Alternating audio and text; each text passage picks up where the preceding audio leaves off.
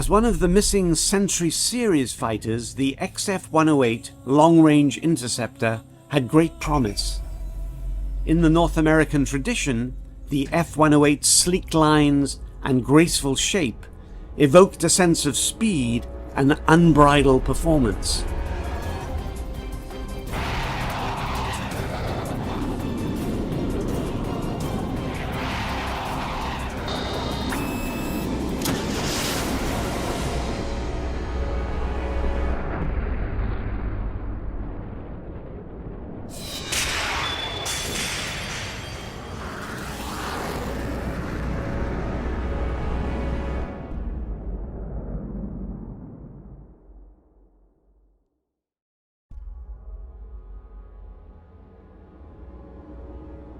The North American P-51 Mustang is undoubtedly one of the greatest fighter aircraft of World War II. Designed after the war began, it was produced in huge numbers and saw action on every front. Like the British Spitfire, the Mustang's sleek, purposeful lines and outstanding performance made it one of the most recognizable fighters of the Second World War.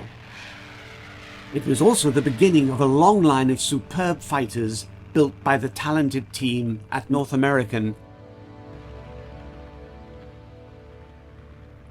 North American Aviation is regarded as one of the great aircraft companies. Between 1935 and the 1960s, North American enjoyed a golden era of design and production. Led by James H. Dutch Kindleberger and John Leland Atwood, the list of successful North American aircraft is remarkable. When it came to fighter designs, North American produced some of the most impressive fighters of all time.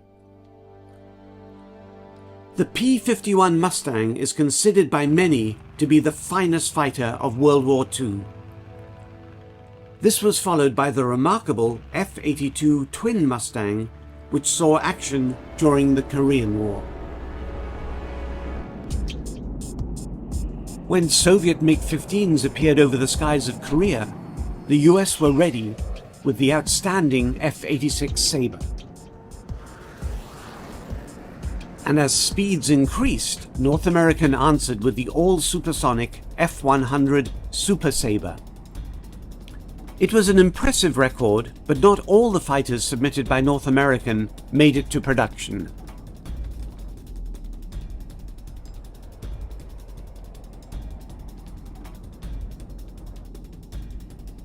Sadly, the company's last fighter design never made it past the mock-up stage. As one of the missing Century series fighters, the XF-108 long-range interceptor had great promise. In the North American tradition, the F-108's sleek lines and graceful shape evoked a sense of speed and unbridled performance. In September of 1958, I had been promoted to full colonel on my assignment in the Pentagon, and I asked for the assignment to be the program manager of the next fighter in development, which was the F-108. And my boss at that time, General Hal Estes, picked up the telephone and called Wright Field, discussed it with General Haugen, and in a matter of 5 minutes, I was then named the new program manager, which was in its early stage of development. It was the sister airplane to the B-70, the XB-70. All modern fighters have their origins in a design requirement. Those conditions have many influences, and while not directly part of the XF-108 story, another development in the 1950s played a direct role in the history of the elusive Mach 3 interceptor. During World War II, radar proved vital for any effective air defense system. Ground-controlled intercepts became the norm and integral to both day and night fighter operations. After the war, the United States embarked on a program to enhance and improve radar technology. In 1952, the US Air Force initiated development of the SAGE system, the semi-automatic ground environment was designed to protect the airspace over the United States and Canada. SAGE was an integrated set of radars, surface-to-air missiles, and interceptors, all tied to a vast network of digital IBM computers and a long-distance communication system. In terms of complexity, the new SAGE system was the most technologically demanding project ever attempted at the time, even surpassing the development of the atomic bomb. In 1956, the first SAGE Direction Center came online at Mach Air Force Base, and by 1962, the system was complete. At the heart of the system were 24 hardened concrete direction centers. When one of the radar sites scattered across the US detected a Soviet bomber, that information would be passed to one of the direction centers. From there, friendly fighters would be dispatched or air-to-air missiles launched. The SAGE system proved to be a marvel of technology and was remarkably reliable. Unfortunately, the interceptors being developed at the time could not fully exploit the range and warning time given by SAGE. The idea of intercepting incoming Russian bombers well before they threatened the key industrial areas of the US and Canada had great appeal. That's when the long-range Mach 3 XF-108 was born. One of the problems with the North American continent, because you're looking at Canada as well, is it's a huge area to defend. And although in theory Russia's a long way away, if you come directly over the North Pole, it actually cuts that distance down quite a way. So to find a way of protecting this, and really to do it thoroughly, make sure you don't miss the enemy bomber, is quite difficult. And the objective of SAGE was to have radar stations based all over the country, so you've got a constant plot of what's moving into the area, moving into airspace, and then the weaponry is to deal with it if you have an enemy bomber to actually take out.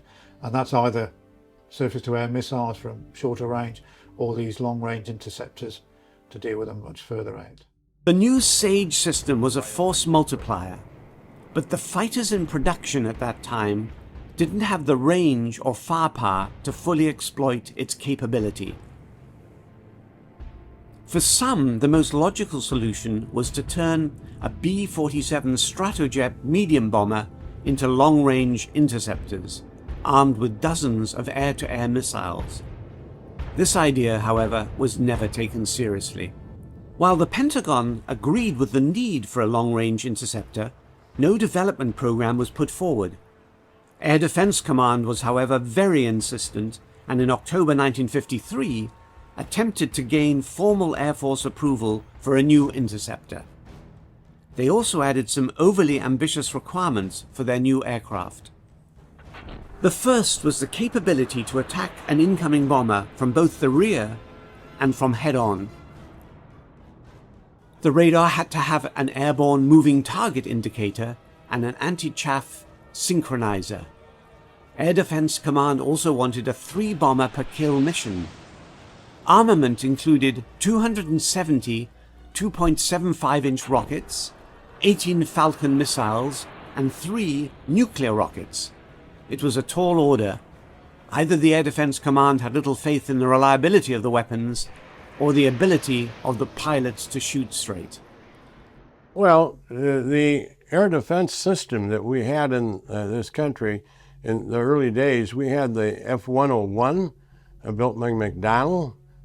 We had the 102 built by Convair, and the 106. These were all air defense fighters, including the F-86D model. That was another air defense fighter, a night fighter. And so, but those airplanes were what we call short-legged. They had limited range, and they were dependent upon the ground environment radars to pick up any the incoming targets, so they can then direct the fighter to intercept that target. Whereas the 108 was going to be a big step beyond all those capabilities, and would be able to fly at 3 times the speed of sound at Mach 3, and would be able to sweep out large areas like 200 miles ahead of the airplane, and they wouldn't be dependent upon the ground environment. The XF-108 Interceptor was a shining example of a weapons program caught in the push and pull of inter-service rivalry. Various Air Force organizations and the Air Defense Command went back and forth, each pushing their own vision as to what would be the best aircraft. For Air Defense Command, time was the critical factor.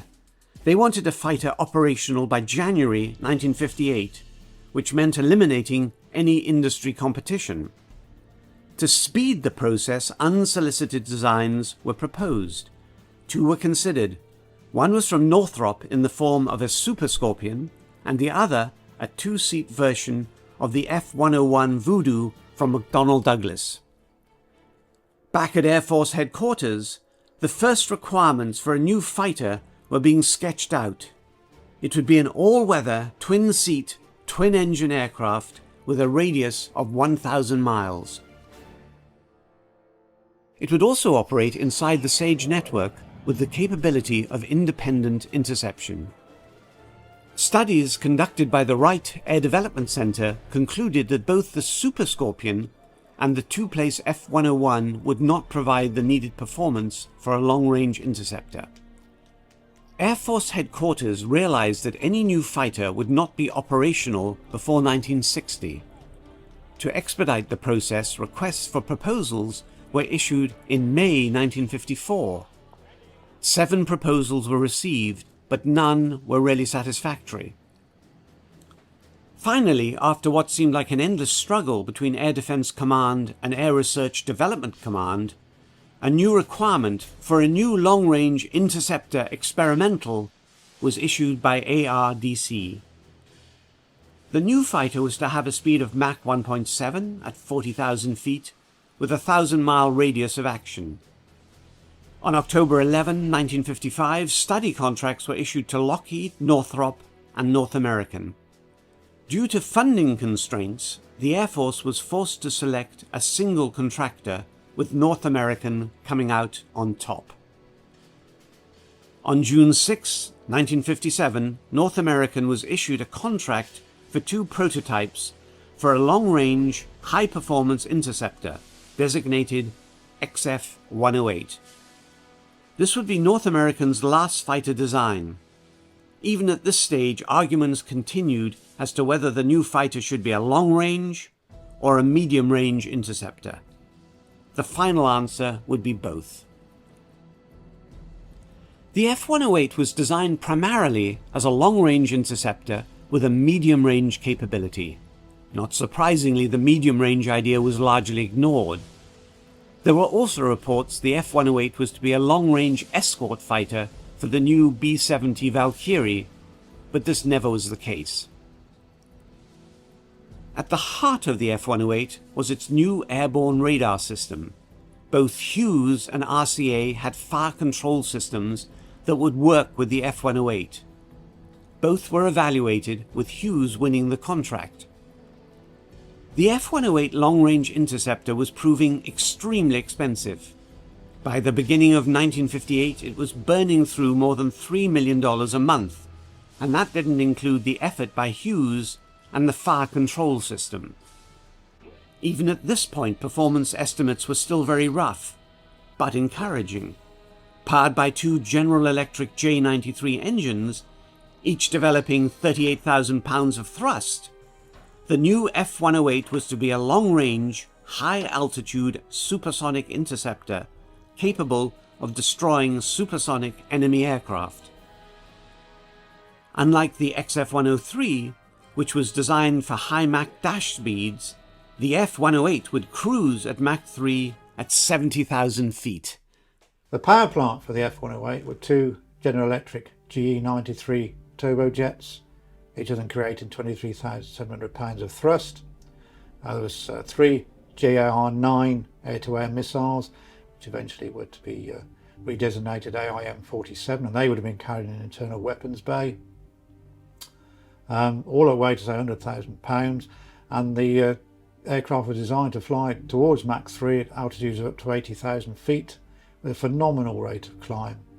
And these were performance figures really for the time. Well, even today we'd make you blink. They're so phenomenal. For the 1950s, 50 plus years ago, quite remarkable figures.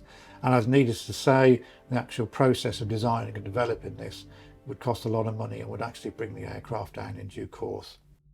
In 1958, a new wrinkle was added to the F-108 program. As part of their original bid, North American proposed sharing components between the F-108 and the XB-70 bomber. In theory, it would lower the costs for both aircraft, but in reality, it was a decision that everybody would later regret. The F-108 program spent a great deal of time and money testing new materials and developing methods of fabrication from advanced alloys. In addition to the stainless steel honeycomb panels, the F-108 investigated various metals, including hardened steels, beryllium, and titanium. It also developed both cloth laminates and other composites. Many of these technologies would benefit the aerospace industry as a whole, but would never be used on the F-108.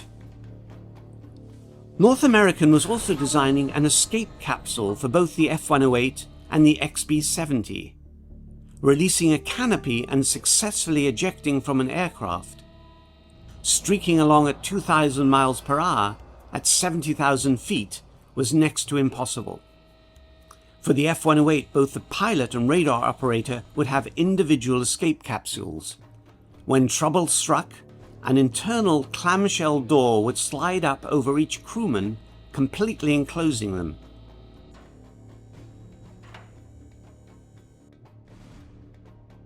The entire capsule would be ejected out of the aircraft. It was not a new idea and came courtesy of Republic's XF-103. The escape capsule was another shared. We would have had the same crew capsule in the 108 as the B-70 did, which later on was used, by the way.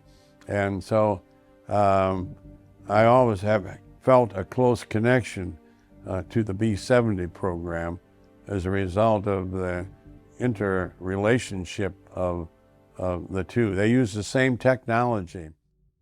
During this period, new studies and ideas were continually being put forward.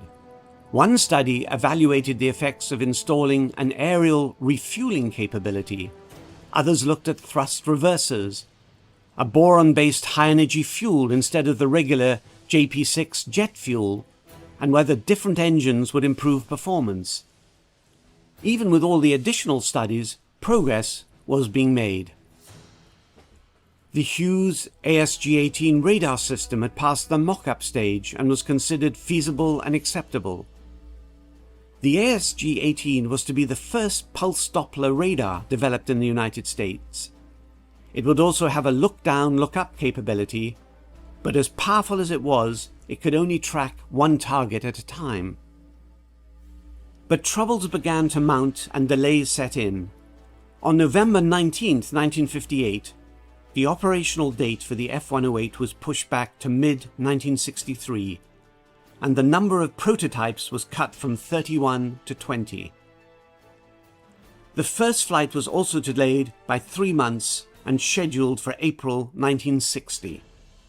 There were also mounting problems with the all-missile armament.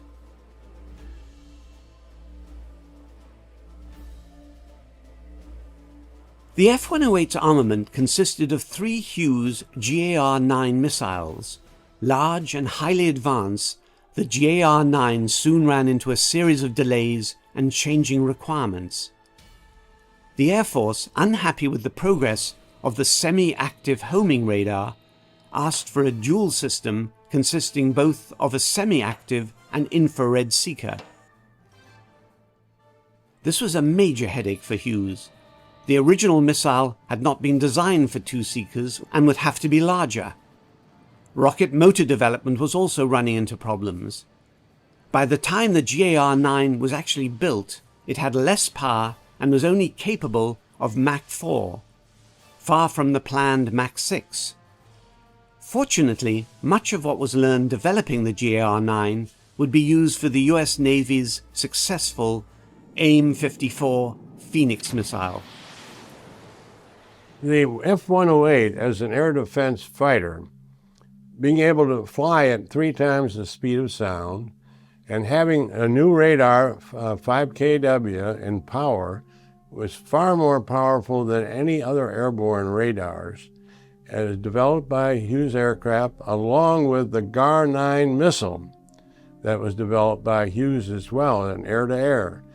These 3 GAR-9 missiles would be in a missile bay underneath the 108, and after intercepting a target of Russian bombers that are coming over the North Pole region, they could be launched, and of course the atomic warhead wouldn't be like the atomic warheads we think of in our ballistic missiles. They're scaled down, so it wouldn't be of equivalent size in the actual destructive capability. But it was the first of its kind in that era to even be conceived on an air-to-air missile. In January 1959, the F-108 Mockup was ready for inspection. On January 5th, the Air Force Development Engineering Inspection took place, followed by a full inspection on the 26th. A notable member at the time of the inspection team was Double Ace Lieutenant Colonel Robin Olds. He would later become a triple ace during the Vietnam War. In addition to the full-scale mock-up, a metal mock-up of the forward fuselage was also on display.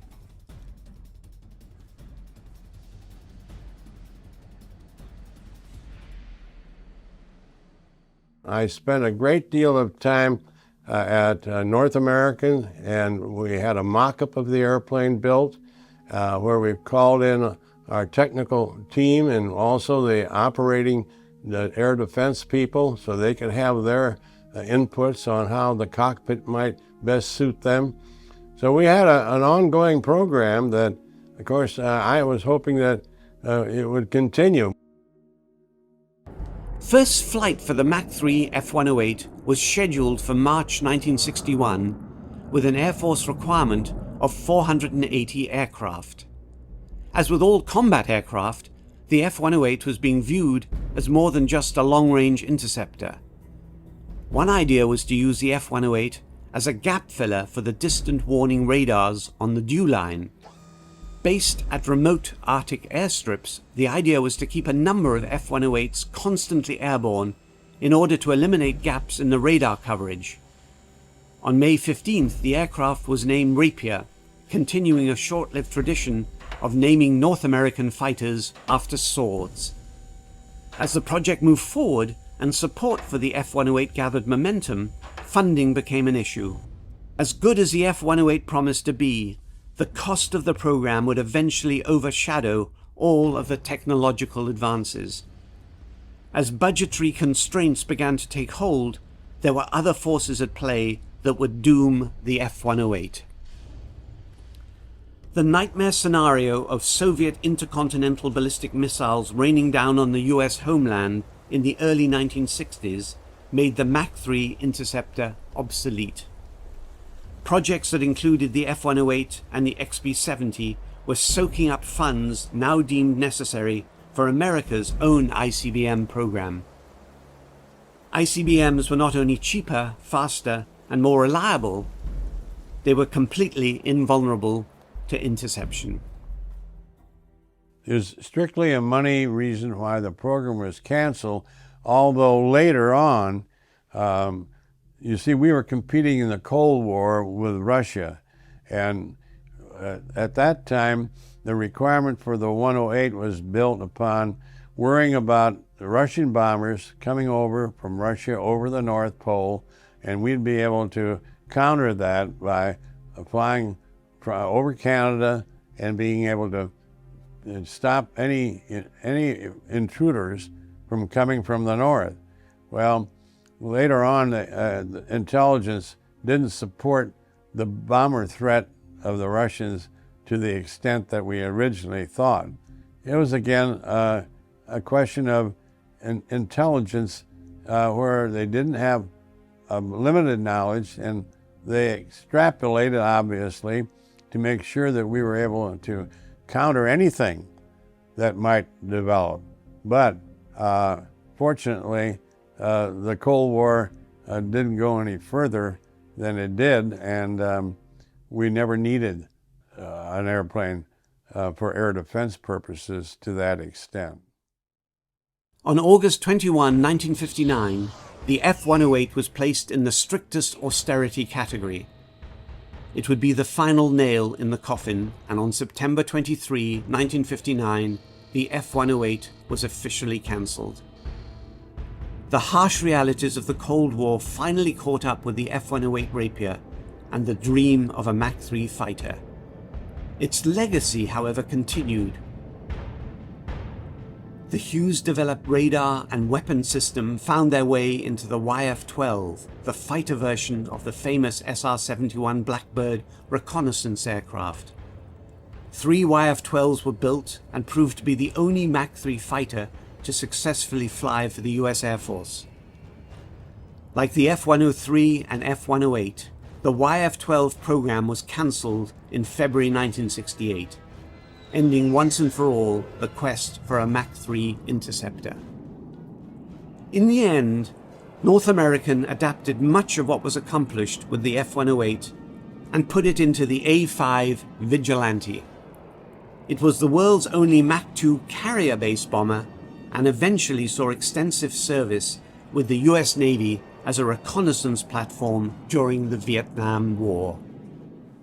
Even though the XF-108 Rapier wasn't built, it contributed a lot to aeronautical knowledge, and it contributed a lot to the in-house knowledge of the North American design team in Southern California that was working on this aircraft. And one of the things that they did as a result of acquiring all this knowledge was to design and develop for the Navy an aircraft called the A-3J Vigilante, later called the A-5.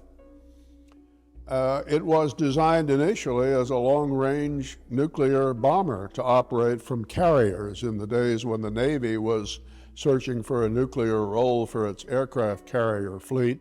North American would never design another fighter. Its talent and expertise would soon be channeled into the space race. Amazing aircraft like the rocket-powered X-15 would break records and soar to the edge of space. Its space division would go on to design the Apollo space capsule, and in 1967, North American merged with the Rockwell Standard Corporation to become the North American Rockwell Corporation. This merger would produce the world's first spaceplane. Ordered by NASA in 1972, the space shuttle would revolutionize spaceflight and usher in a new era of flight.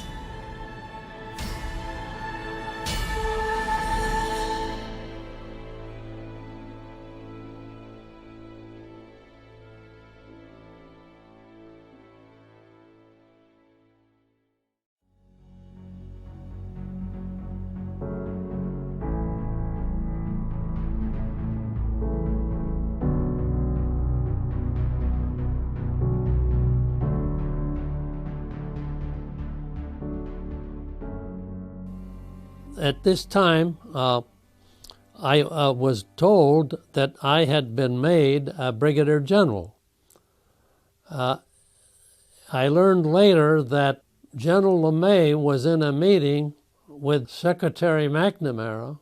At one point in time, General LeMay was director of research at the Pentagon level, at the Air Force level, and under him he had a lieutenant colonel by the name of Robert McNamara. So this was a subservient individual to four-star General LeMay. Well, now the roles are reversed all of a sudden, and that's when McNamara asked LeMay, how many general officers do you have running these billion-dollar programs? And the B-70 at the time was a $1.4 billion aircraft program. So I got noticed immediately that I was now running the XB-70.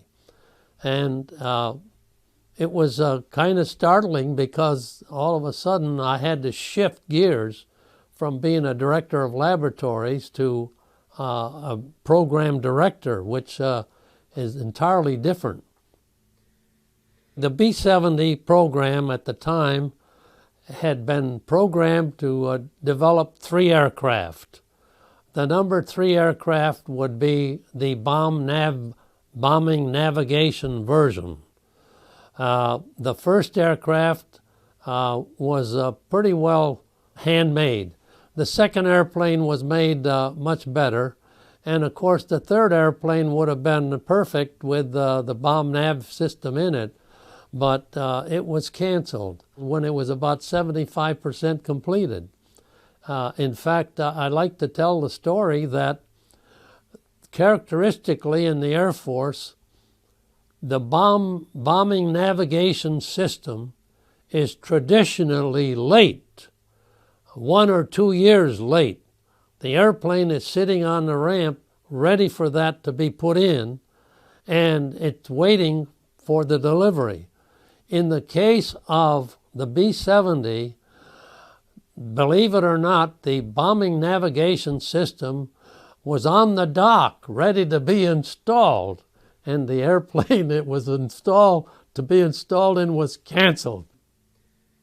The wingtips rotated downward at Mach 3, or any supersonic speed, because it contained the airflow underneath the aircraft instead of dissipating it out to either side.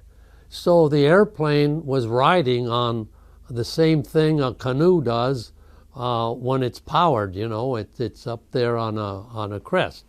And that's the compression lift aspect of it.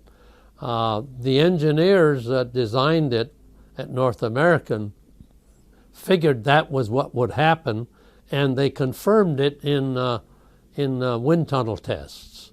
So it's nothing more than containing the airflow underneath at supersonic speeds. The airplane itself was a monster, really, a huge airplane, and it was capable of flying to Mach 3. At that same meeting, when we broke up, General LeMay pulled me to one side and said, "Do you think it's ever going to go to Mach 3? And I said, "Yes, sir, it will. It's going to hit Mach 3. In fact, it went to Mach 3.2. And so actually it fulfilled what the intention was. And I watched the program and progress of the B-70. It was coming along fine. The big problem was fuel leaks. When you consider how huge the fuel tanks were and trying to get them to seal properly from leaking fuel, it was just an impossible program. I happen to know, because I was cleared for the information that was being accumulated by the SR-71, that they had solved their fuel leak problem. And I found out that they had a certain contractor who could do it. Then I passed this information on to the North American people. They were very suspicious of where I got the information and how, and I wasn't able to tell them. But I was able to tell them, go to this contractor and he will solve your problem. Well, it was a 1-year delay in production of that aircraft, believe it or not, because of fuel leaks. We'd put a certain type of material down on in the in wings, and then some clown without canvas boots would walk across it and tear it up. Now you got to go through all the curing, applying, and so forth. That's what delayed the airplane considerably. Our big problem was keeping the surface of the airplane properly established. We had trouble with tires. The tires would come up into the wheel well, and they were eventually exposed to about 300 degrees Fahrenheit and would burst, and so they'd have a problem landing with them. So Goodyear had to design different types of tires for the B-70, including interwoven aluminum threads to keep them from rupturing. So it was a nightmare temperature-wise. I wanted to be on the first flight when it flew, and it would be flying out of Palmdale and then land at Edwards Air Force Base, where it would continue its flight test. The chief engineer, Mr. Swanson, said, okay, we can rig up a seat belt, a safety belt, on the water tank that's directly behind the two pilots, and we'll equip you with a parachute in case you have to bail out, because the two pilots will be going out in capsules. So he said, I want to show you one thing, however, before we make that decision. And he took me up into the cockpit, and he asked me in a little door to look back, and I'm looking back at an intake with 3 engines embedded in it, and he said, when you go out, where do you think you're going to go? And I said, well, never mind being on the first flight, forget it. Because that huge, like a big house, would have sucked me in. Obviously, I wouldn't have ever been able to survive the crash. The first flight, all the tires blew out. There were streams of flame from going behind the airplane.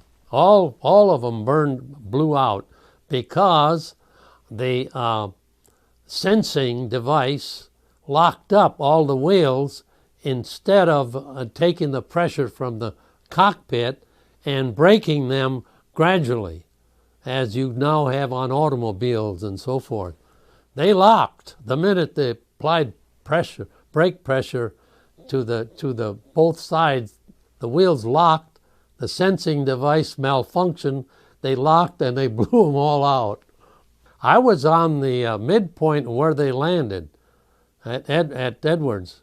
I rushed over before they got. They flew about 30 minutes or so in the air and just tested out general characteristics of the airplane. And I saw that airplane land, a beautiful landing, and all those tires blew out. Well, the XB-70 was a favorite punching bag by Secretary McNamara. For some reason, he was convinced we didn't need the B-70 because of ballistic missiles. They would gradually replace any bomber effort. Secretary of Defense decided he didn't want to put the XB-70 into production.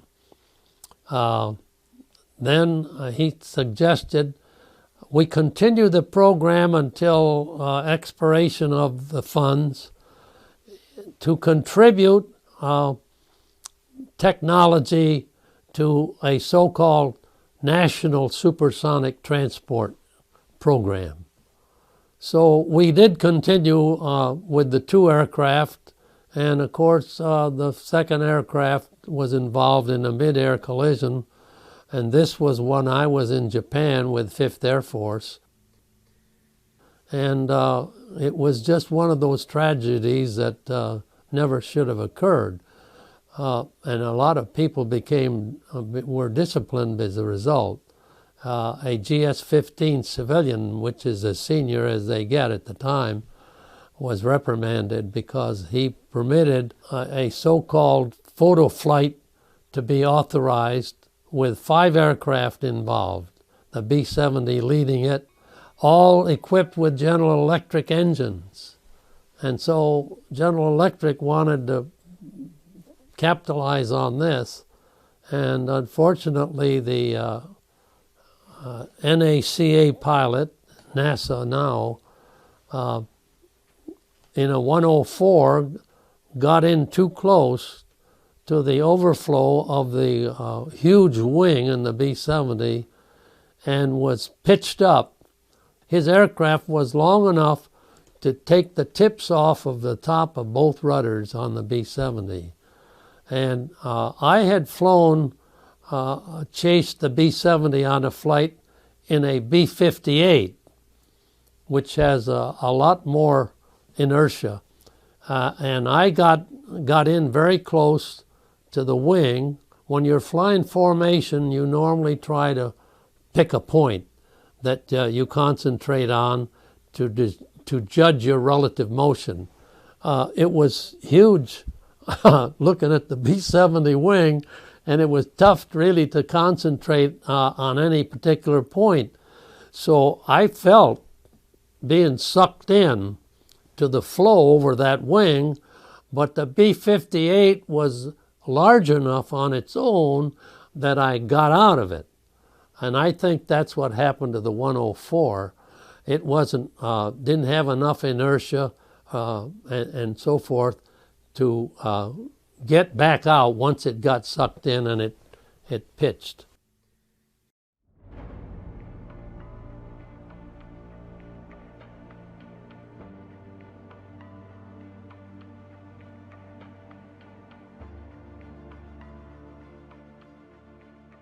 More than 1/4 century after its maiden flight, the XB-70 stands as one of aviation's greatest achievements. This is the XB-70 Valkyrie, a supersonic heavy bomber that featured design innovations decades ahead of the planes of its time.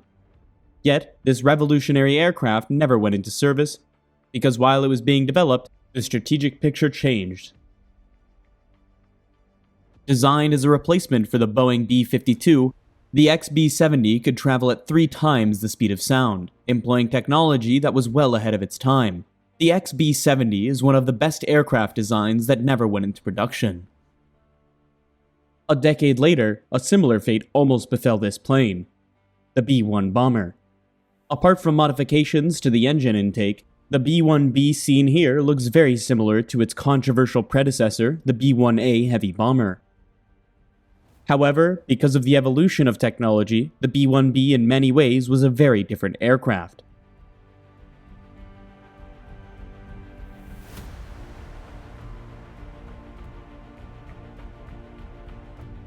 Probably the biggest single step forward in the search for new technology to gain higher speed came with the advent of the jet engine. Although pre-war Germany first utilized jet power, American engineers also tested the concept on experimental aircraft before the war's end, with aircraft like Bell's Aerocomet.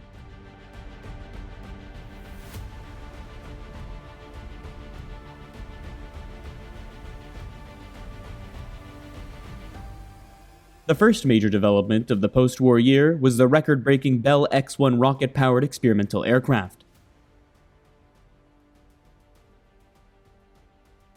Dropped from a Second World War bomber on December 9, 1946, in the hands of test pilot Chuck Yeager, the X-1 broke the sound barrier for the first time.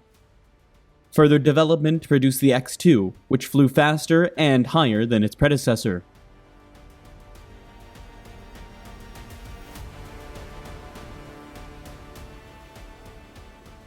The quest for higher speed put phenomenal stress not only on the aircraft, but also on their pilots. The risk of even a minor malfunction at the speeds now being attempted was enormous.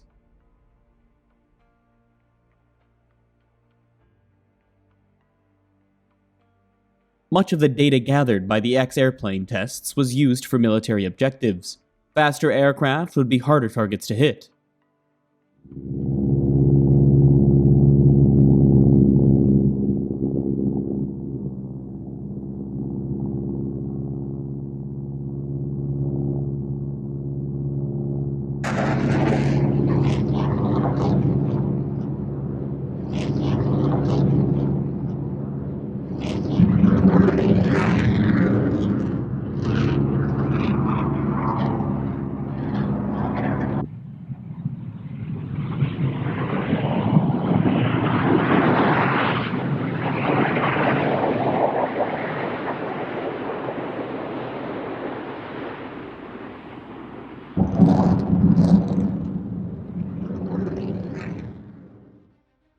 some of the lessons learned from the X-airplane program were applied to American fighters and bombers. With the Cold War on, stretching the boundaries of speed and distance had become a matter of national security.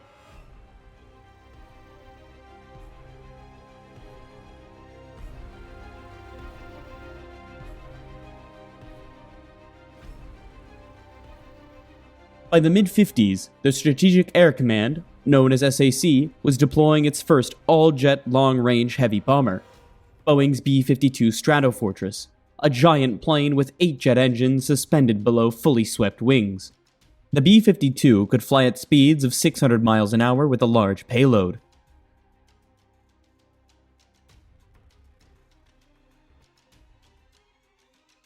But although the B-52 was one of the major successes of post-war aviation, it was not supersonic.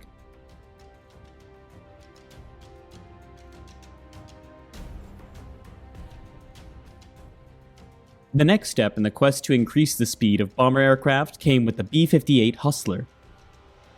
This delta wing was developed by Convair to produce a bomber aircraft which could actually fly and sustain at supersonic speeds. But to attain this performance, the plane had to be relatively small and could only be classified as a medium bomber.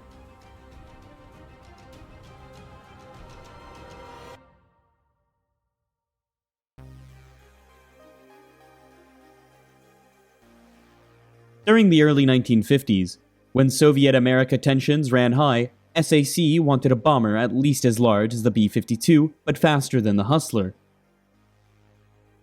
This was a very tall order for engineers to meet. Taking a heavy bomber past the sound barrier required a phenomenal power source. Temporarily discarding normal jet power as inadequate, aviation companies looked towards two alternatives. The first was nuclear power, used to successfully propel submarines. Convair converted a conventional B-36, not unlike this one, to carry aloft a fully commissioned nuclear reactor. The crewmen were insulated by lead shielding, and although no attempt at this stage was made to transfer power to propel the aircraft, tests were carried out in earnest.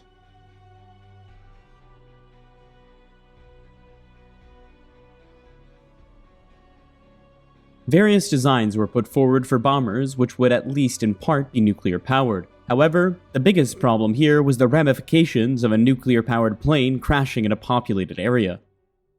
Another proposal to boost power would be equipping bombers with external tanks of fast-burning zip fuels, such as boron.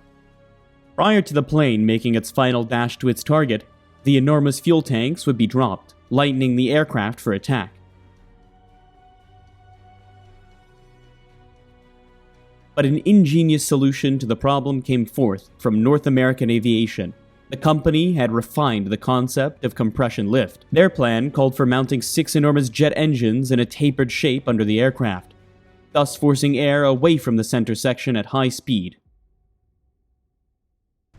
The design also allowed for this air to be trapped by the outer edge of the wing when it was lowered. The compressed air would act to lift the aircraft and help propel it 3 times the speed of sound. The design was given the name XB-70, and SAC approved it for development in December 1957. North American had a long string of successes, including the development of the twin-engine supersonic Vigilante bomber for the US Navy. This aircraft combines speed and bombing capacity never previously available to carry it.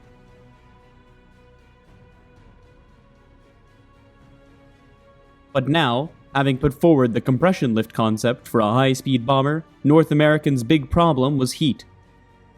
Wind tunnel tests proved the theory could work, but the great speeds the plane would fly at would produce such heat that all conventional materials would warp. To tackle the problem, North American employed a honeycomb sandwich material made from stainless steel. This offered strength and dissipated heat. After 12 months of testing designs and mock-ups, an order was placed for one XB-70.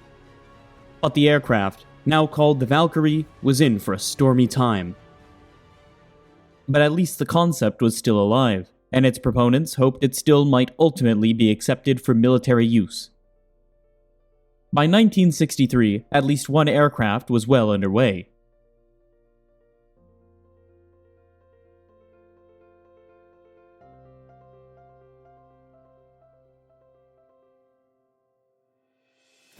The first XP-70, serial number 20001, must have been an awe-inspiring sight for those lucky enough to see it.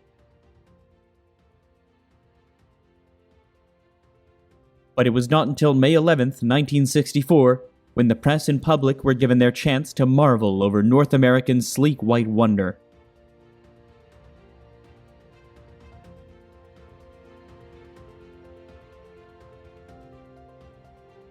Brigadier General Fred J. Ascani, who directed the B-70 System Program Office, described the plane's various features. Most of the structure in the wings and fuselage is of stainless steel.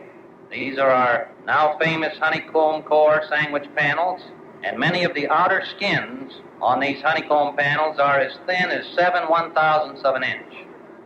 The two-man crew will sit side by side. The crew station in this position is about 20 feet above the ground.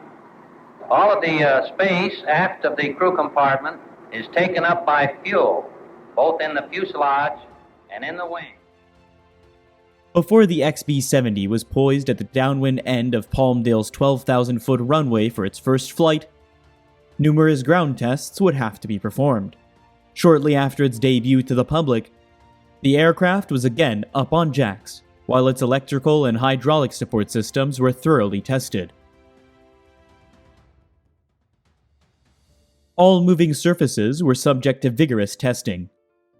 All flight controls, including the forward canards, the elevons and rudders, were fail-tested and tested again.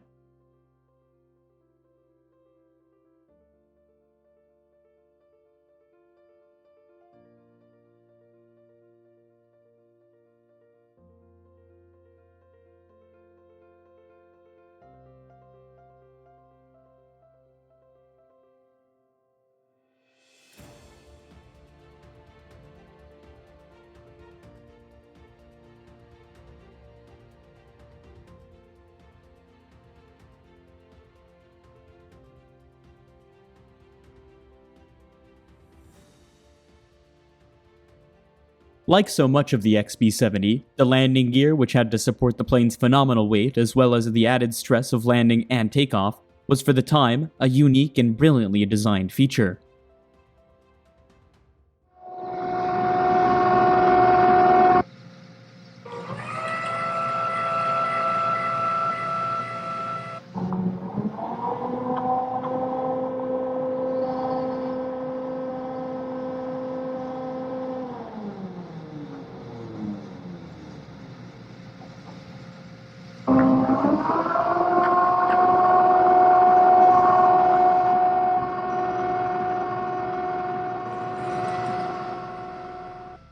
The forward twin wheels were conventional, but the support gear was required to rotate as well as fold the four-wheel bogie mechanism, which was stored in the limited space available.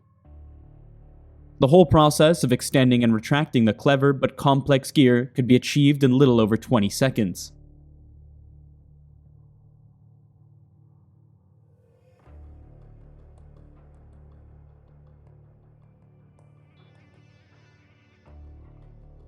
All of the many complex tests that took place during the weeks before the first takeoff were recorded in a special flight test instrumentation package. A self-contained airborne unit, this device was the first of its kind. It was carried in the aircraft's bond bay, and remained with the plane for ground taxiing and flight tests.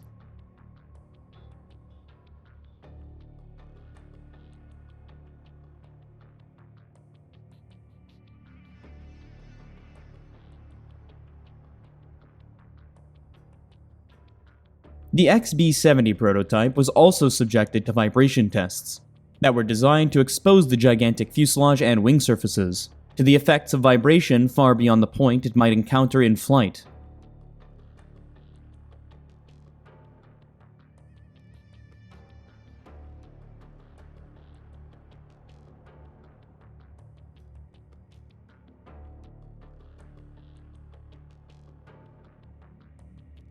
As the aircraft test proceeded, aircrews were introduced to some of the engine's characteristics.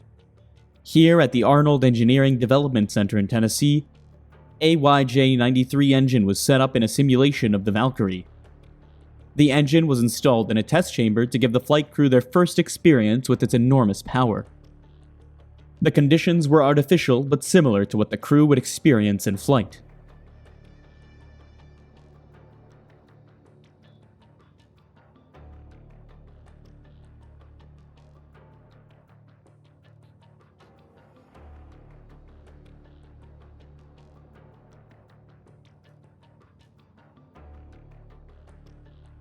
Seen here is Al White, North American's chief test pilot, the man chosen to command the XB-70's maiden flight.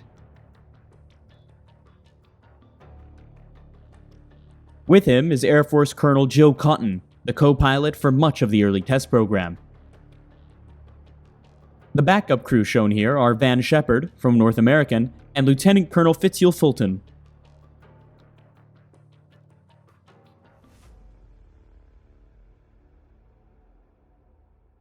For months, these men were embroiled in the business of learning how to fly the world's most advanced and ambitious aviation project. By early September, most of the exhausting static tests had been completed. Now, the most revealing tests would begin.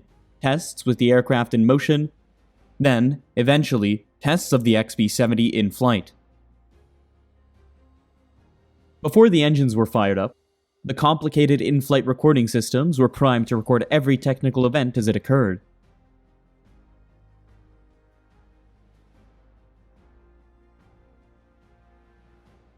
This view of the Valkyrie gives a clear picture of what was to become known as the six-pack tightly grouped together. This phenomenal powerful combination of 6 jet engines were to propel the Valkyrie to speeds considered impossible only a few years before. Now, hundreds of mechanical functions were checked. They would have to perform perfectly if the Valkyrie project was to succeed. The aircraft was removed from all external power sources.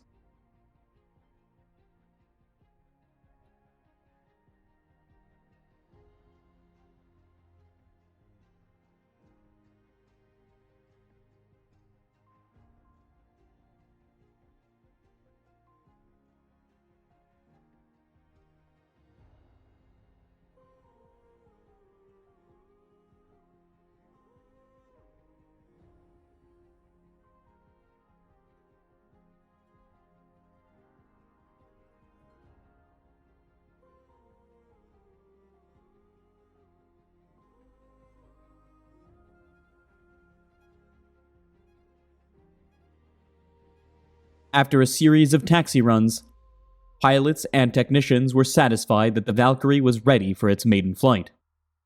On September 21st, 1964, the XB-70A positioned itself at the end of the Palmdale runway for a historic moment with North American Aviation and the United States Air Force.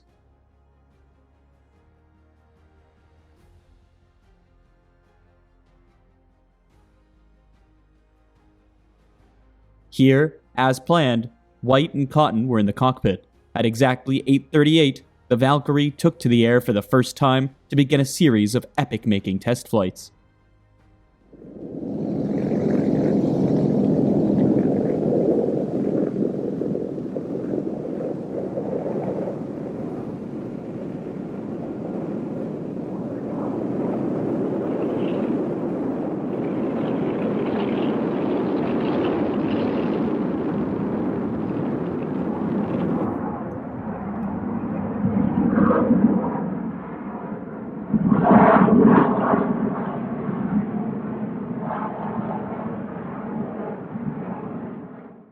Accompanied by a single chase plane, simple routine checks were made as the pilots experienced the ways of the Valkyrie in flight.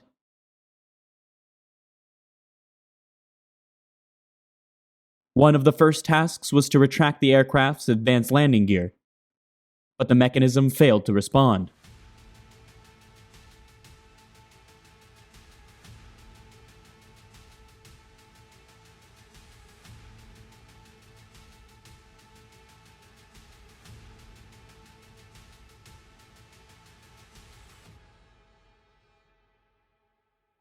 With hundreds of millions of dollars of high technology in his hands, White set the landing gear back into its original position. The gear slowly responded to the cockpit control. Clearly, The first tests were to be made wheels down.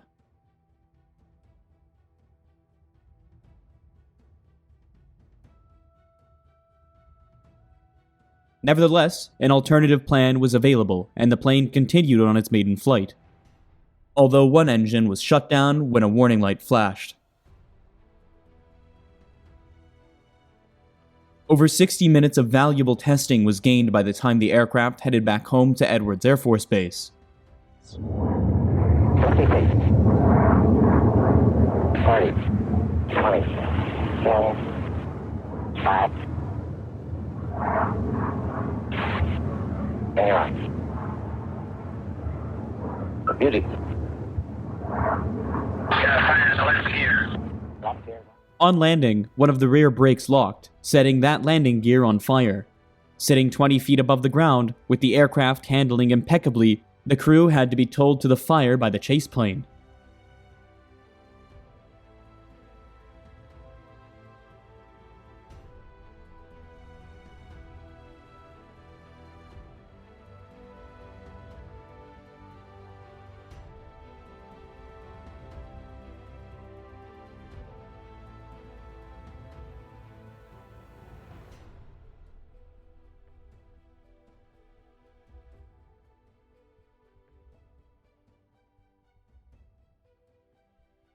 Two weeks after its first flight, with its landing gear, engine, and brake problems all resolved, the XB was ready for its second trial. On an early autumn morning, pilot Al White rotated Test Air Vehicle No. 1 into flight.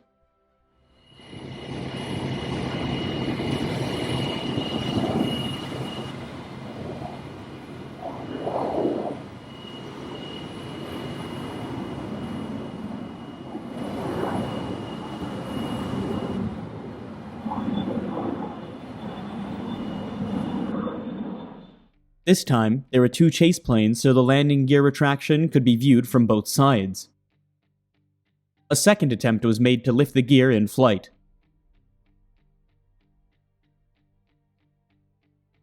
Again, anxious moments passed as the chase plane's crews watched.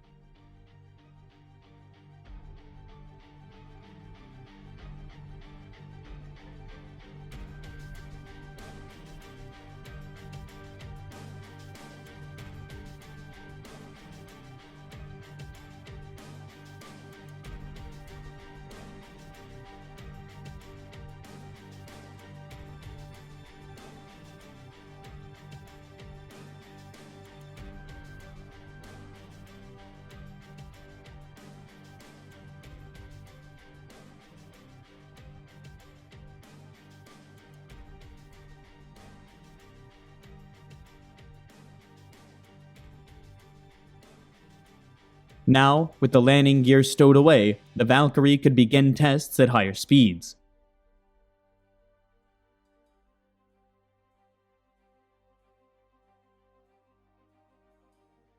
As the plane climbed to altitude, a warning light flashed in the cockpit, alerting the pilots to a minor failure in one of the hydraulic systems. As a precaution, White lowered the landing gear again and pointed the aircraft towards an alternative destination, Rogers Dry Lake, which proved the security of an 11-mile natural runway.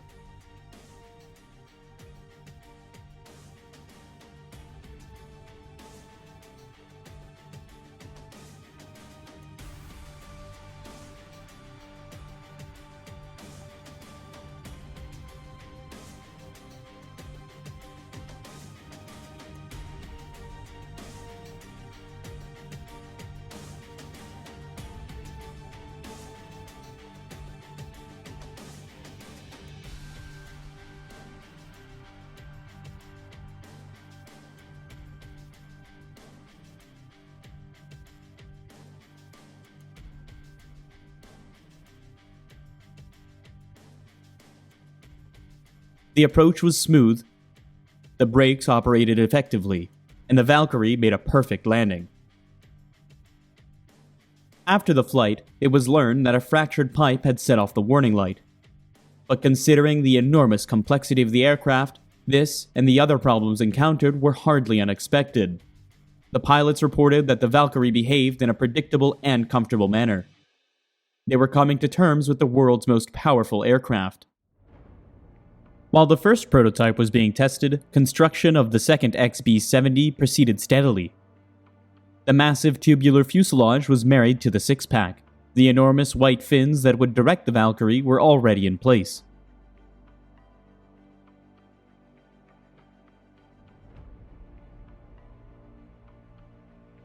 Lessons learned from the construction for the first prototype rapidly reduced the manufacturing time of Air Vehicle Number 2.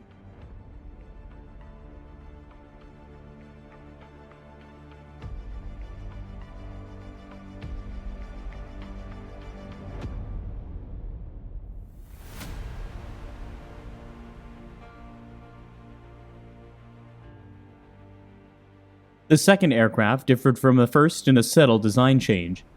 An extra 5-degree dihedral was added to the wings to improve flight stability. Here, one of the massive wingtips is being fitted. This unique feature was, until recently, the largest single moving surface unit fitted to an aircraft. The presence of these wingtips would enable the unique compression lift principles to propel North American's brainchild into the trisonic stage.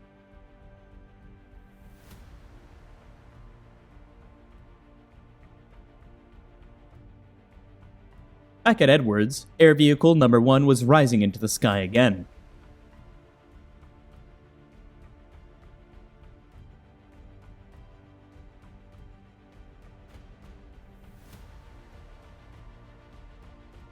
Now, White Cotton and the engineers had sufficient confidence to push the Valkyrie beyond the speed of sound. On no less than 3 occasions, the plane was taken supersonic, then lowered to subsonic flight. But doing this stressed the aircraft, which was designed to be flexible.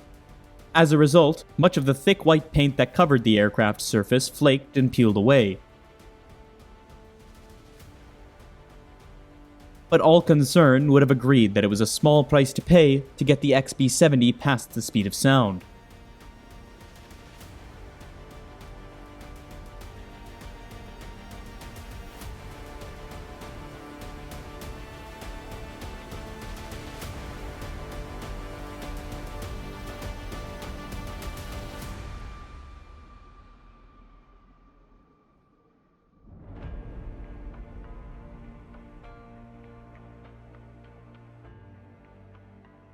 However, for this aircraft to reach Mach 3, it would have to go much faster, and testing continued.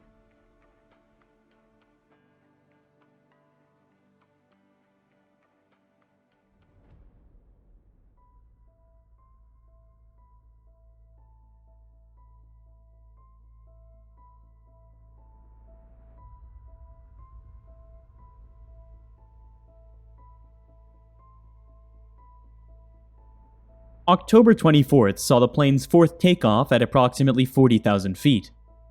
The folding tips, which had previously never been used, were lowered to the halfway position. This would improve the aircraft's stability and reduce the wing drag effect. At this stage, Cotton applied full afterburners to the six-pack, and the slender white shape of the Valkyrie began its steady increase in speed.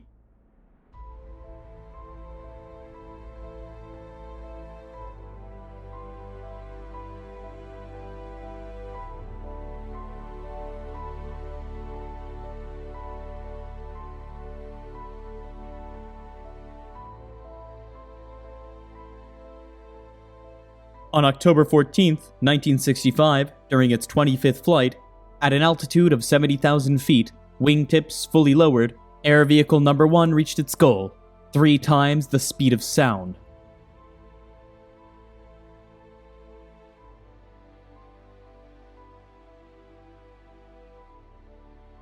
But despite its technical success, and its success at meeting SAC's need for a heavy bomber many times faster than the B-58 Hustler, the Valkyrie was not destined to be adopted in military service.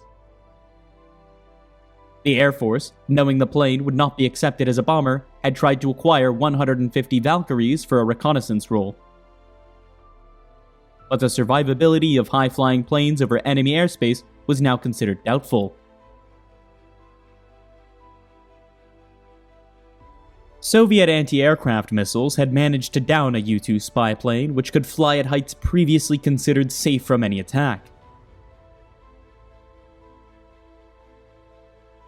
Missiles also competed with high-speed bomber concepts within the US Air Force. The SAC now had intercontinental ballistic missiles to carry their nuclear bombs, weapons that were more economical and unstoppable than airplanes. From the early 1960s on, the ICBM was considered the primary means of delivering nuclear weapons.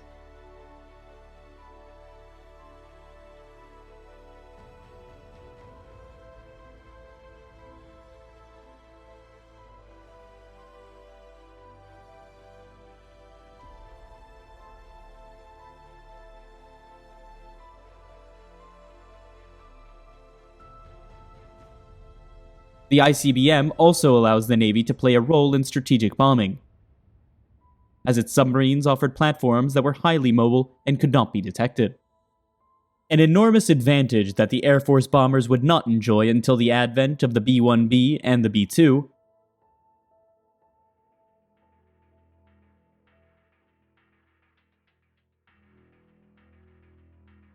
Like the XB-70, the B-1A was designed to replace the B-52 as the Strategic Air Command's high-altitude heavy bomber. However, due to political conflicts and technical problems, the project was cancelled. But the B-1 didn't die. Over the next several years, the US Air Force and Rockwell, the plane's manufacturer, revised the aircraft parameters. Taking full advantage of the aircraft's swing-wing potential, Rockwell redesigned the plane for long-range, low-level missions. The plane was outfitted with the latest detection evasion electronics.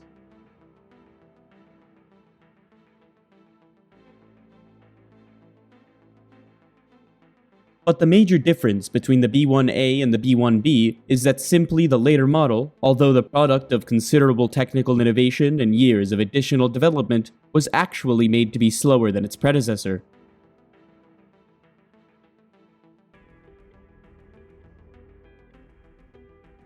Radar jamming and stealth technology have changed the specifications for strategic bombing aircraft. But this is a relatively new development.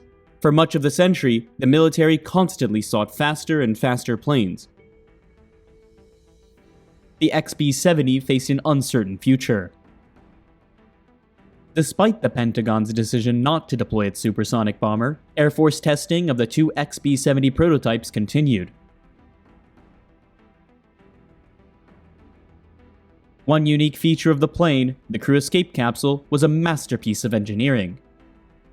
Should the Valkyrie depressurize, the capsule's clam-like top and bottom shells would automatically roll forward and completely engulf the crew member in an airtight module. From there, the pilot would still have limited control over the aircraft and, if necessary, the entire capsule could be fired from the plane into the air. These capsules were to play a very important part in the final chapter of the Air Vehicle No. 2.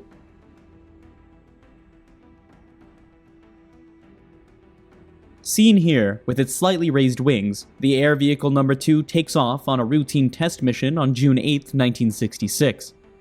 Al White was in command, but he had a new co-pilot, Major Carl S. Cross, beside him. Cross was an extremely experienced pilot who had just joined the XB-70 project.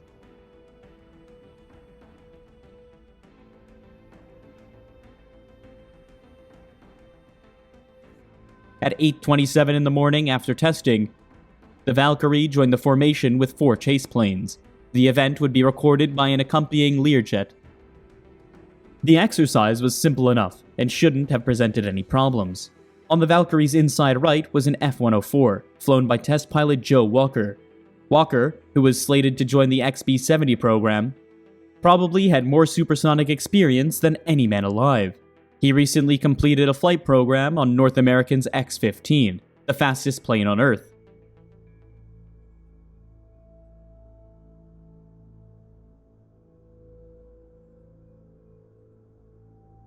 Flying below and slightly behind the Valkyrie's right wing, Walker's F-104 starfighter somehow veered too close to the Valkyrie.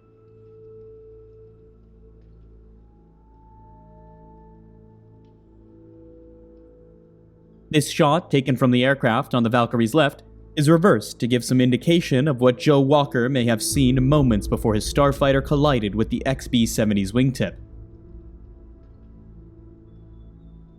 Possibly, the vector effect on the giant bomber pulled the little fighter into its massive wingtip. In any event, in the matter of seconds, the F-104 was hit and rolled into an inverted position across the top half of the Valkyrie's massive frame. As it did so, it struck both the XB-70's vertical fins and the left wingtip. Therefore, it fell thousands of feet to its destruction. Then, with a dreadful shudder, the Valkyrie rolled over and started on a steep spin. Al White reached for the ejection mechanism within his capsule and fired out of the stricken aircraft seconds before it struck the desert. His co-pilot was not so lucky and remained in the plane. Probably the G-forces of the descent stopped his ejection. By 9:36, Air Vehicle Number 2 was reduced to a smoldering carcass in the desert. Emergency helicopters rushed to the site, but there was little chance that Major Cross could have survived. However, about 10 miles away, the escape capsule containing Al White was spotted.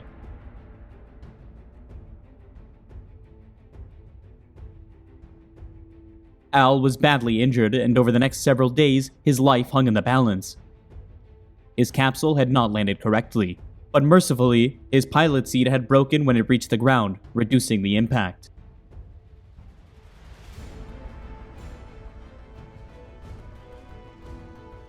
Over the days that followed, technicians and project officials studied the records for clues, but the story was simple enough. Somehow, the little F-104 fighter had accidentally collided with the XB-70. And on that fateful morning, in one action, America lost 2 brave test pilots and one of the only 2 Valkyries ever to be produced. Al White, the Valkyrie's first pilot, and the man who flew more flights on the XB-70 than anyone else, recovered from the crash, but never flew the XB-70 again.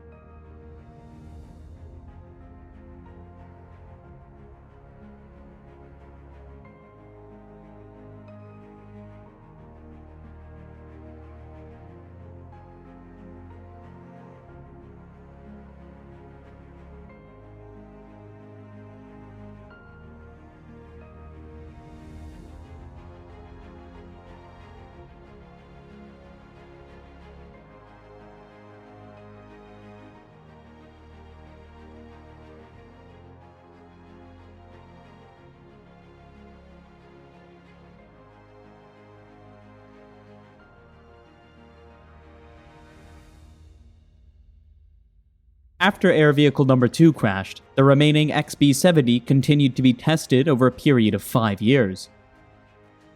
It was to log 83 test flights, and the research that it, and it alone, could do would provide valuable information for supersonic transport evaluation and many other projects relating to size, weight, heat, and speed.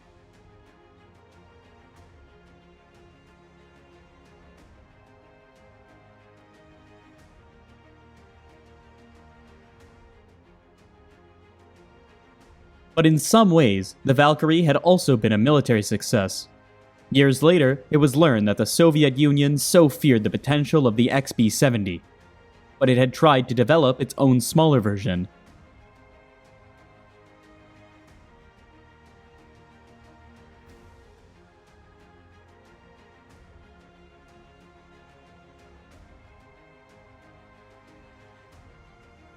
The Soviets' fear of the Valkyrie was also demonstrated in another way. For it's now known that the Russians developed at a tremendous expense the high-performance MiG-25 Foxbat. This fighter's sole function was to protect Russia from high-flying supersonic bomber aircraft. Aircraft like the Valkyrie.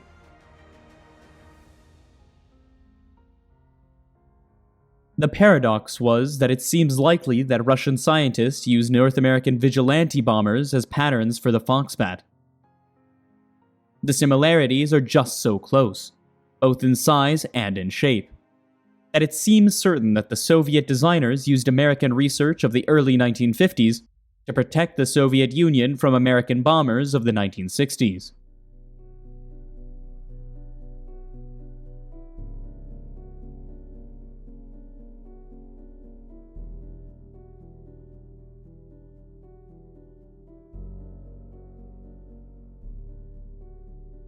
Eventually, the one remaining Valkyrie was phased out of test service. Air Vehicle Number 1 landed for the last time at Wright-Patterson Air Force Base, home of the United States Air Force Museum. Piloted by Fitzhugh Fulton and Ted Stumfall, it was still collecting valuable data even on its last flight.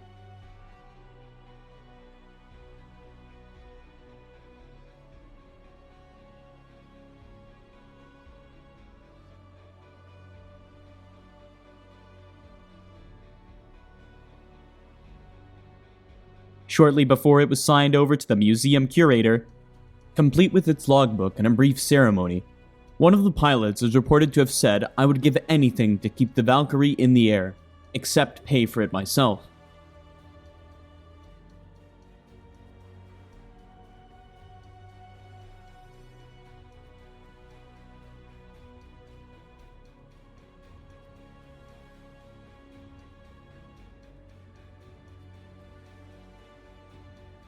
The Valkyrie program has become expensive. The cost of the project, divided by the number of flights, costs American taxpayers $11 million every time it took to the air. But there can be little doubt that North American aviation engineers had not only achieved a technical wonder, they had produced one of the world's truly magnificent and unique planes.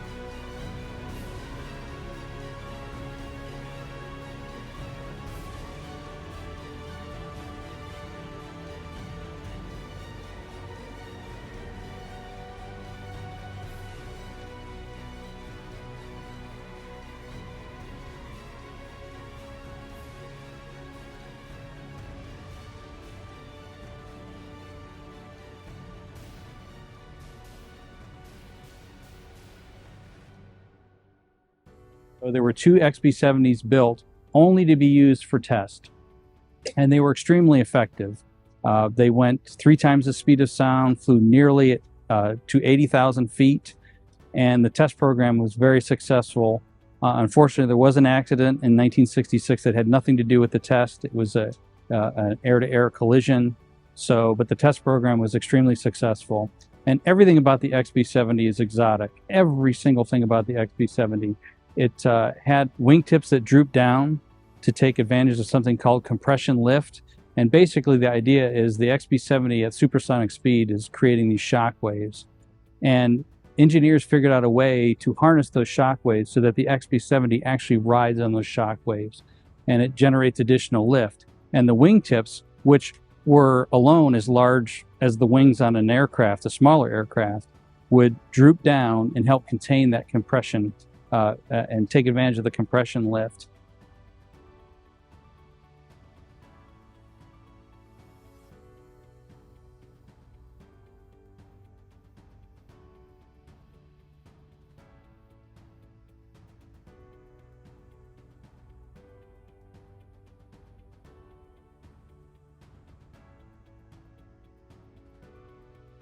There was a large move in 2002, and the existing galleries were created, the Cold War Gallery, World War II Gallery, Korean War Gallery, and so forth.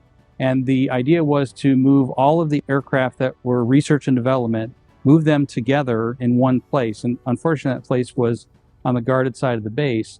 But the idea was that when the next building was built, that then they would all move together as one unit over to the new building, rather than tear apart galleries, pulling R&D airplanes out of this one and that one. They would all come over here together. So to see the conclusion of that plan, the vision that was imagined 15 years ago, to see them come over here together and see the XB-70 move back is really very wonderful. Many of us have been waiting about 15 years for this to happen, so it's exciting.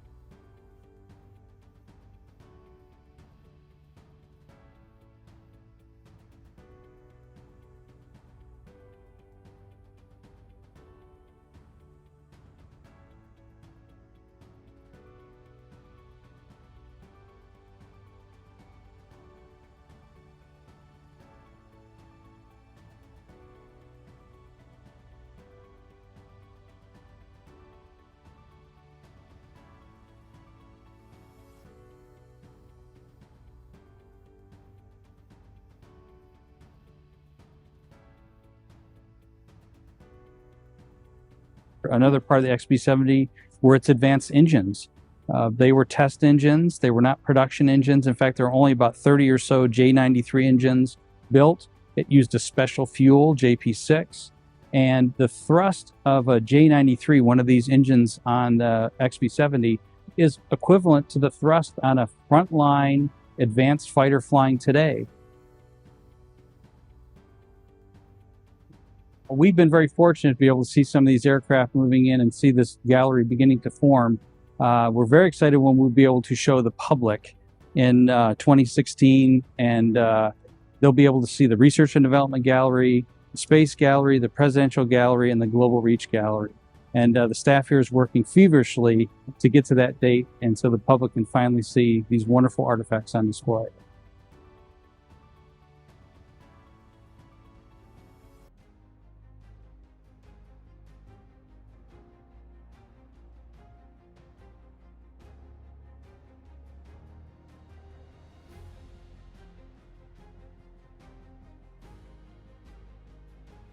Her lines were sleek and powerful. She was designed to kill, to seek out and destroy an enemy bomber. She was the most advanced, the most sophisticated weapon of war conceived and built in Canada. She was the Arrow. On a February day in 1959, the conservative government of John Diefenbaker cancelled the Arrow program after 5 of the aircraft had flown. Today, there are no Arrows.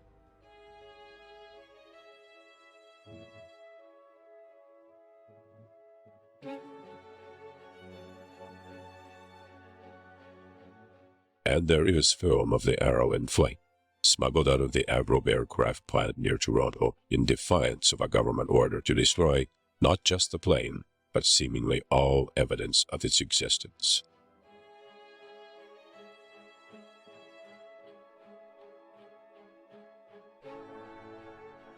Why did the government wish to eradicate its memory?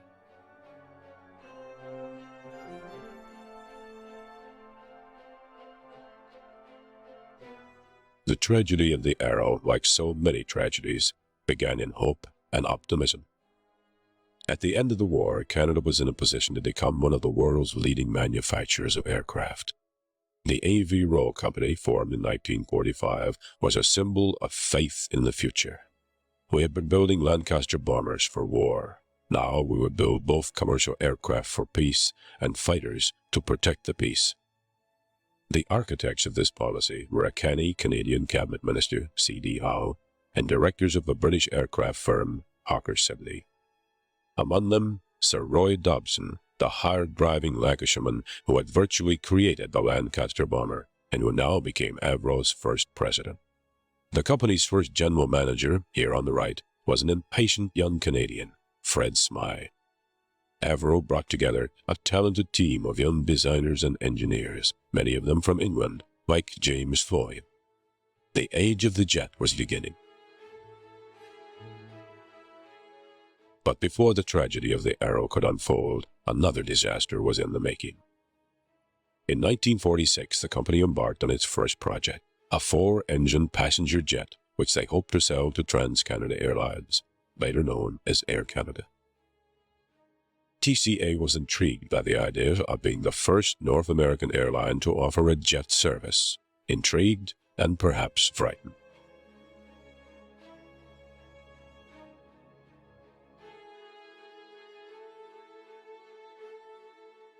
The company tried to market the plane in the United States.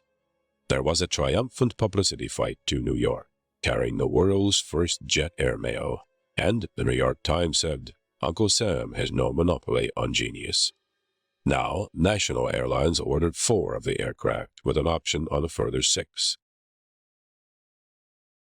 The Korean War had started, and C.D. Howe ordered Avro to put his whole production effort behind a new fighter for the RCAF. Howard Hughes leased the plane for 6 months and used it as a personal toy. In 1957, the same year Boeing captured the market with its 707, the jetliner was broken up into scrap.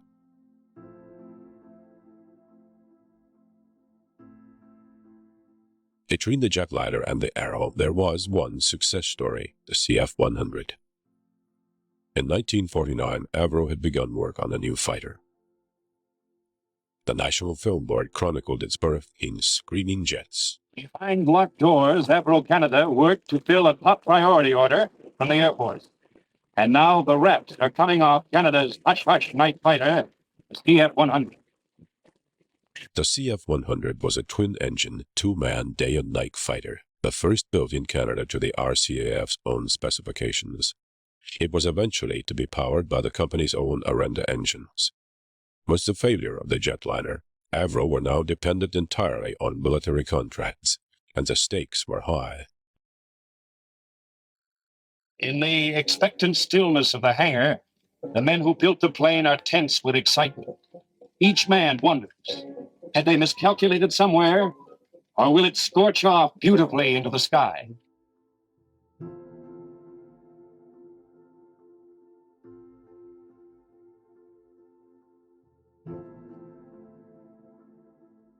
Behind that sleek black question mark lay years of hard work and headaches for all of us.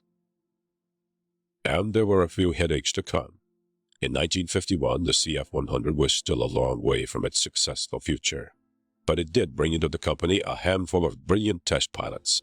Spud Potocki, a Polish air ace, Peter Cope from Gloucester Aircraft in England, Jack Woodman with the RCAF who came later, and Jan Zyrkowski. These were to be the only 4 men to fly the Arrow. Zyrkowski could make the CF-100 do cartwheels in the air, and one day he even pushed it into a supersonic dive. But in 1951, another man was to have an impact on the fortunes of Avro and the Arrow. Crawford Gordon had been a protege of C.D. Howe's. At the age of 37, he came to the company as president and general manager. Together with Sir Roy Dobson, he built Avro into a complex of 39 companies. To Sir Roy, he was like another son, a son he would eventually disown. After Gordon's arrival, the CF-100 entered squadron service with the RCAF. Ultimately, Avro produced nearly 700 of them.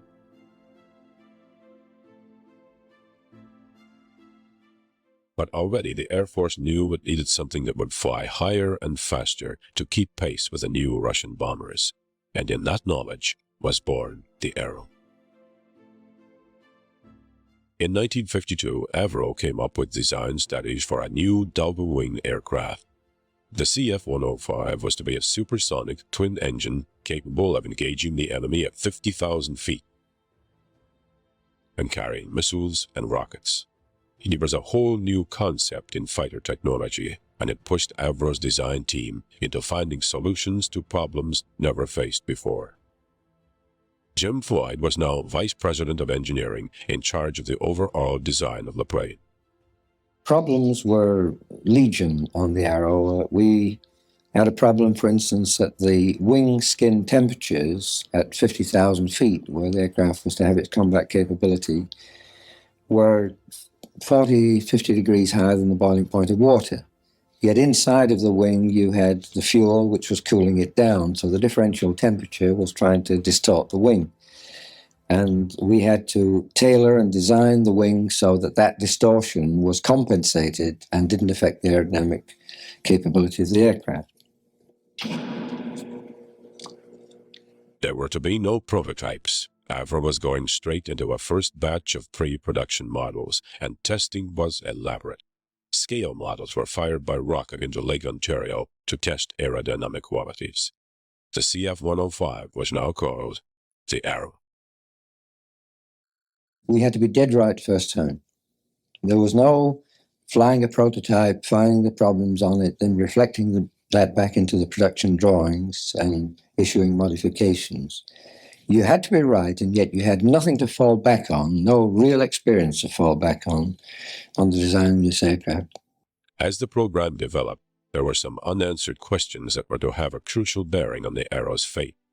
The RCAF had not completed studies on the weapon they wanted the plane to carry. Robert Lindley, chief technician, came up with an unusual solution. One feature of the Arrow, the weapon bay, you may recall that the whole weapon bay would lower out of the airplane and go back in again. And I put that feature in there because I couldn't find out what weapon we were supposed to be carrying. So I said, okay, I'll solve the problem, I'll make a detachable portion. Take your time, make up your mind. When you're ready, we'll put it in there. And it was a nifty feature, I guess, in the end, but that's really why it was done. While Lindley was coping with the unknown weapon system, the Arrow began to take shape on the factory floor. A workforce of some 14,000 men and women translated the engineering drawings into a reality of steel, aluminum, titanium, and miles of electric wire. The Liberal government of Louis Saint-Laurent began to notice the mounting costs. In mid-1955, C.D. Howe told the House, "We have embarked on a program of development that gives me the shudders." The RCAF had now decided it wanted the Sparrow missile and the Astra fire control system, neither of them yet off the drawing boards in the United States. The Air Force wanted the best, and it was going to cost the country dearly. But it was not the Liberals who were going to pay the bill. In June 1957, John Diefenbaker became Prime Minister of Canada at the head of a Conservative government, and suddenly Avro, created by the Liberals, found itself without friends in Ottawa. The Arrow was already a financial problem. Now, with hundreds of subcontractors dependent on the program, making everything from landing gear to delicate flight instruments, and with thousands of employees on the payroll, it was a political problem. On October the 4th, 1957, the Arrow made its first public appearance before an audience of dignitaries, Air Force officials, and workers. The Honorable George Perks, Minister of Defense in the new Conservative government, told his listeners that the coming missile age did not mean that the era of the manned airplane was over. The aircraft, he said, has this one great advantage over the missile. It can bring the judgment of a man into the battle.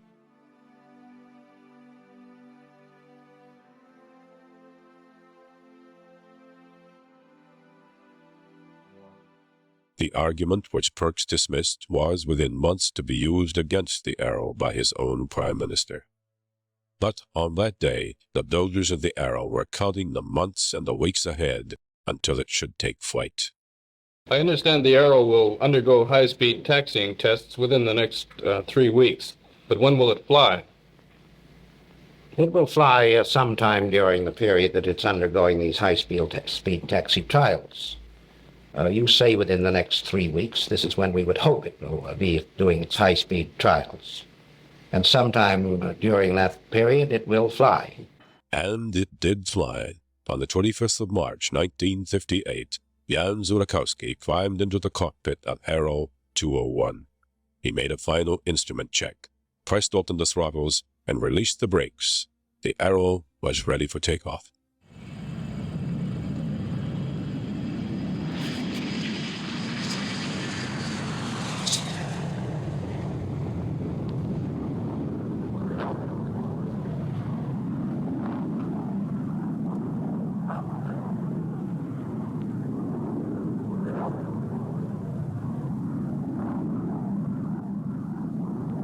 Now start the paper for the guide detection. Okay. I am coming in to take photographs. Stand by it. Every maneuver of the plane was recorded by cameras on the ground and in the two chase planes, piloted by Jack Woodman and Spud Potocki. Controls are behaving quite nicely. I can see no oscillatory motions of any description in them. They all this immediately the carriage is back to the whole elevation disappears. I think the carriage is making this. That's right, this is the side door which is making. The door which comes and closes the undercarriage in the way. In flight, the Arrow performed like the thoroughbred she clearly was. All the attention to detail, all the elaborate test procedures of the past 5 years, paid off in a flight that was virtually flawless. Honest father, I'll be accelerating up to 250 now. Roger. In the laconic voices of Zurikowski and his countryman Spud Potocki, veterans of the Polish Air Force in Britain 13 years before, you hear the routine communication of two professionals examining the behavior of a piece of machinery as if this test flight were the most normal event in the world. The engines are behaving quite nicely. They are occasionally giving you a bit of a black puff of smoke coming out of them, Jan, but otherwise I can see there is no problem. That is Roger, Jan. As far as I can see from the back, no conditions has changed. Switching out the dampers now. Fuel ratings, please, 201. The wind is northeast at 10, the altimeter is 020. On that first flight of 35 minutes, Zurikowski took the plane to 11,000 feet. On succeeding flights, it was to reach easily its target of 50,000 feet at nearly twice the speed of sound.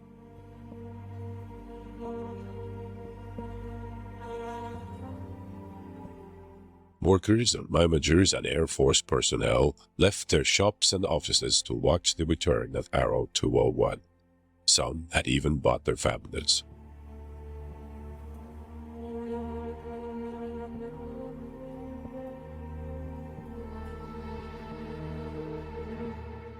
But there was something else.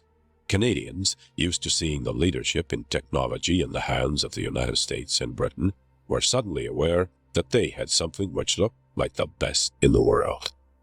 And when Zora came down after this flight of this super airplane, and the snag sheet showed the malfunction of 2 electrical switches out of 4,000 or thereabouts, we weren't surprised. I'm not, I don't want to feel any arrogance about this, but the facts are we had done so much testing because of going straight into production that we had to be right. It was just unthinkable that anything could go radically wrong with that aircraft. And it was a very, very successful flight. But first flight was very simple and very easy. From flying point of view, didn't present any problems. Zurikowski never told you what the hell went on when you got him to fly an airplane. Because he flew them for himself, I think, not for you. But he was certainly a superb pilot. There's no question about it.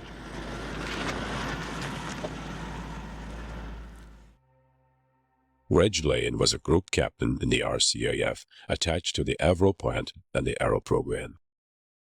He retired as Brigadier General Lane, Deputy Commander of NORAD at Colorado Springs. He was one of the spectators in that crowd on the edge of the runway.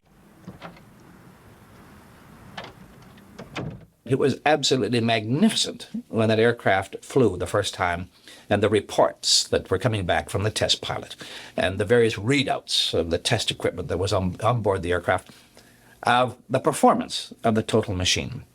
And of course, I think it was a second or third flight, I can't remember precisely, when it actually went through Mach 1. Now, that was a truly incredible accomplishment in those days, and at that stage of the design of modern jet airplanes. Truly phenomenal effort. Well, of course, everyone's spirits just rocketed when the initial reports came through on the first test flight of the airplane. And we knew that we had a winner. It was a fantastic performing aircraft. I mean, Avro's commitment was to build an airplane that would give the Air Force 1.5 Mach. Our performance boys thought we could do 1.6 Mach with it. As it turned out, we actually flew that airplane to 1.9 Mach number. And had we continued development of the Iroquois engine powered airplane, we had a lighter engine for more thrust, and we had a 2.3, 2.4 Mach number potential. And in 1958, there wasn't another airplane in the world that was anywhere near being competitive with this airplane. The project was just had a lot of national pride.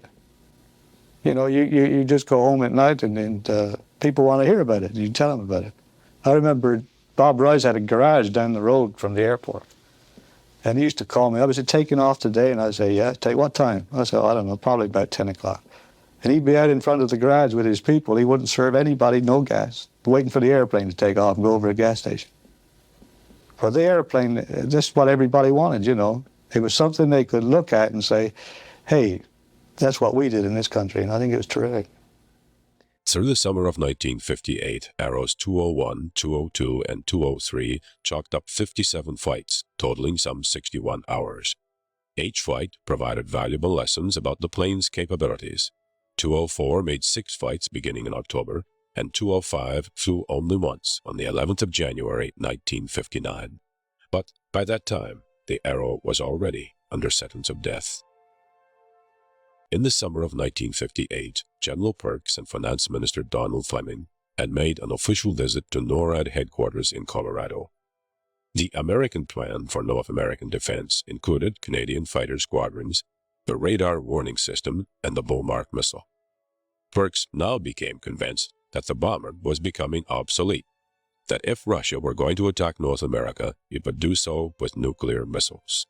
The Arrow would be useless against such an attack.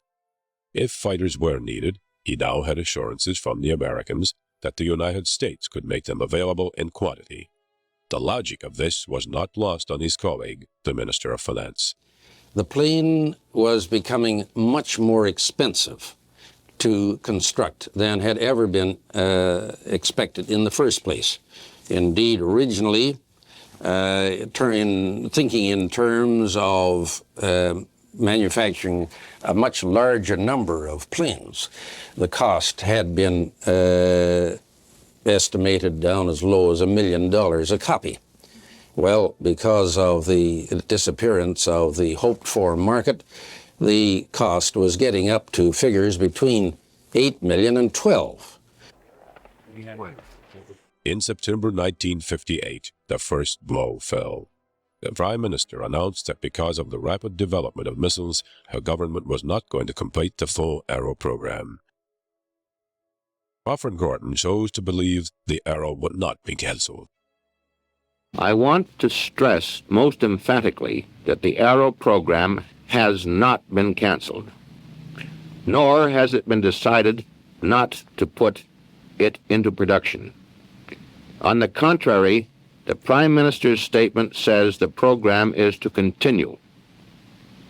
As it now stands, it involves the building of 37 aircraft and an appropriate number of engines.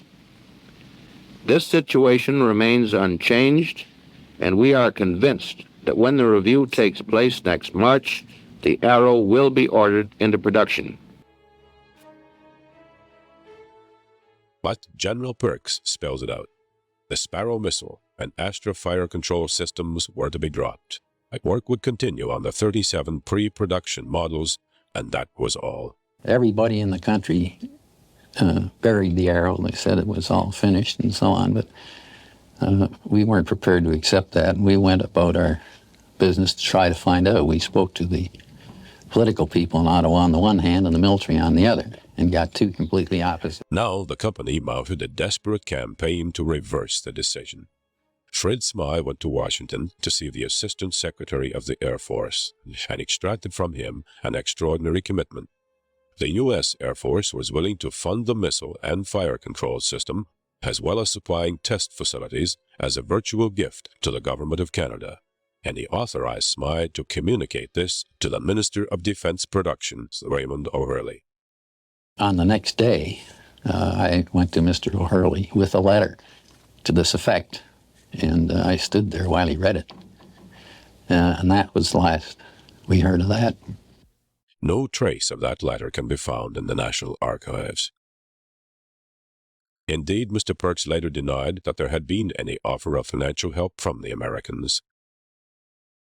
If an air of mystery hangs over many of the decisions in the Arrow story, it is because so many files are either incomplete or closed to the public.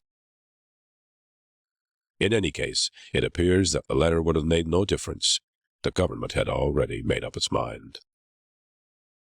February 20th, 1959.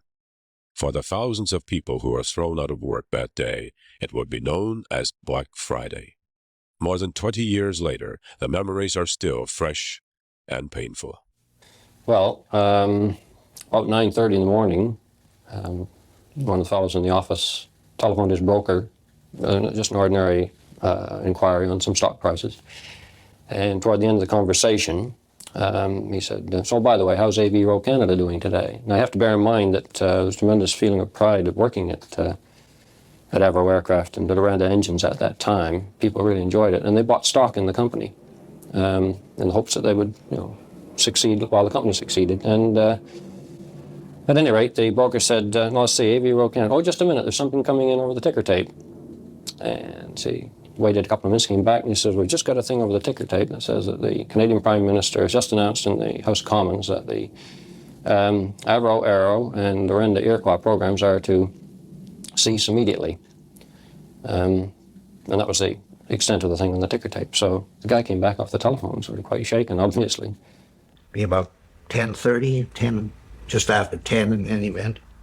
As I stepped out in the hall, coming running down the corridor, very white in the face, was Joe Morley, who was my vice president of sales, followed by Alan Hoare, who was the DDP representative in the company. And Morley said, the Prime Minister has just announced in the House of Commons that the Arrow, the Iroquois, have been cancelled. 2 hours later, around noon or after, Mr. Plant came on the loudspeaker system and said that everything had been canceled, every single contract the company had on the Arrow and on the Iroquois engine. And he read the telegram or cable which was sent, and he said that under the circumstances and with no other contracts to fall back on of the kind that they had been pressuring the government to let them begin and take men off the Arrow to start work on, he had no alternative but to lay everyone off for the time being until they sorted out union priorities, seniority, and what jobs they could salvage that could keep a few people busy, and that they would be called back after this was sorted out. When I got there, all the executives, the ones that were left, were all standing around there with a drink in their hand. This is 10 o'clock in the morning, and some were partly loaded. And Gordon, we were waiting for the telegram to arrive. We'd had it officially over the phone. And when it came, Gordon read it, and he handed it to me, and he said, somebody has got to take on that son of a bitch in Ottawa, and I'm just the one to do it. Mr. Diefenbaker had said later that the abrupt dismissal of 14,000 people was an attempt to embarrass the government. Well, we were only an agent of the government. Anyone with any knowledge of government contract procedure or industrial practice would know that we had no alternative. The men were to stop work then, and they weren't to be paid then. There were no further costs to be incurred as far as the government was concerned. So you tell me what you do with 13,000 people with nothing to do. A sudden decision like this, it's going to cause panic in the place. That's for sure. I mean, whose side is he on? Is he trying to break he's trying to break the country, in my opinion. And $100 spent in this plant brings $65 back in taxes. That's been explained to all the public. He's going to give all those hundreds to the states, but why? Are they backing him? I would just like to say that I feel Mr. Diefenbaker has sold his country and his fellow Canadians down the river to American interests. I just have a couple of words to say to Mr. Diefenbaker. Be a Canadian, buy Canadian. Brampton is probably typical of scores of other Canadian towns. And cancellation created shockwaves in communities around the Avro plant. For CBC News, a young Mormy Safer reported on its effects on the lives of workers and their families. And their independence. Well, in fact, Brampton is dependent on one single industry. Small talk and gossip cover a single topic today: the end of the Arrow. It's probably one of the more emotional sort of experiences I've had in my life, I think, in a sense, because I think partly because of the tremendous personal involvement of everybody who worked there. There was I mean, if you can imagine secretaries walking out from the design floor down the stairs, you know, with tears streaming down their faces and this sort of thing. And it wasn't just a few isolated ones, it was a lot of them, you know. It was a very sort of emotional upheaval, I think. For weeks after that, people would wander into work just at a normal work time, just couldn't believe it had finished. You know, they'd walk around in days almost. They'd come in and sit at the boards and walk around just as if nothing had happened. And there were about 5, I don't recall the exact number, but there were about 5 of us left there, try and pick up the pieces and put the engineering together and package it and put it away so that it'd be left for posterity or burnt, maybe burnt. And in fact, the saddest thing on Black Friday was that when we were in with the president of the company and we were holding a wake, if you like, on the announcement, and I couldn't believe it. I just went to, you know, almost was sick on the thing of what do we do with all these people and what do we do with my 1,500 engineers. My chief engineer came in, who had been preparing the 206, which had the air core engine in for first flight. And he said, I've heard about the cancellation. Can I fly the 206? In other words, can I continue with the preparation of 206 for flight? And after consultation with Johnny Plant, who was the president of the company, and the other directors, I just had to go and tell Bob Lindy, no, you can't fly that aircraft. So in fact, the aircraft, which would have bettered the specification, was a phenomenal aircraft, an all-Canadian project with the Canadian airframe, Canadian engine, never flew. In a warehouse in Ottawa is all that remains of Arrow 206, the plane that never flew. There are those who believe that with the Iroquois engine, it would have set world records for altitude and speed. And the Iroquois? It's now an exhibit in the aeronautical collection. There is no plaque to identify it. It seems a curious way to honor our achievements. And we still ask the question, what finally killed the Arrow? I think it's a very difficult question to answer. I felt personally, even though I was involved with it, the program should never have been started in Canada in the first place because it was just too expensive for us. However, it was started, and if they'd maintained it at its original idea, this might have gone through. But then when they added the cost of developing Sparrow 2 and the cost of an Astra fire control system, this just added to the cost. And if they hadn't been added, whether this would have made a difference, I don't know. But the other thing is that if the two opposing people, and let's face it, there was a lot of personalities involved in the cancellation with Mr. Diefenbaker and Crawford Gordon. And if either one of those two people had been different, and preferably both of them, the cancellation could not have happened. I think it was a very personal thing on this, and the final cancellation of the Arrow. Men of different temperament, different background. Gordon, contemptuous of the prairie lawyer who didn't understand industry. Diefenbaker, suspicious of the aggressive tactics of a Bay Street whiz kid. There were stories of a famous meeting in September of 1958.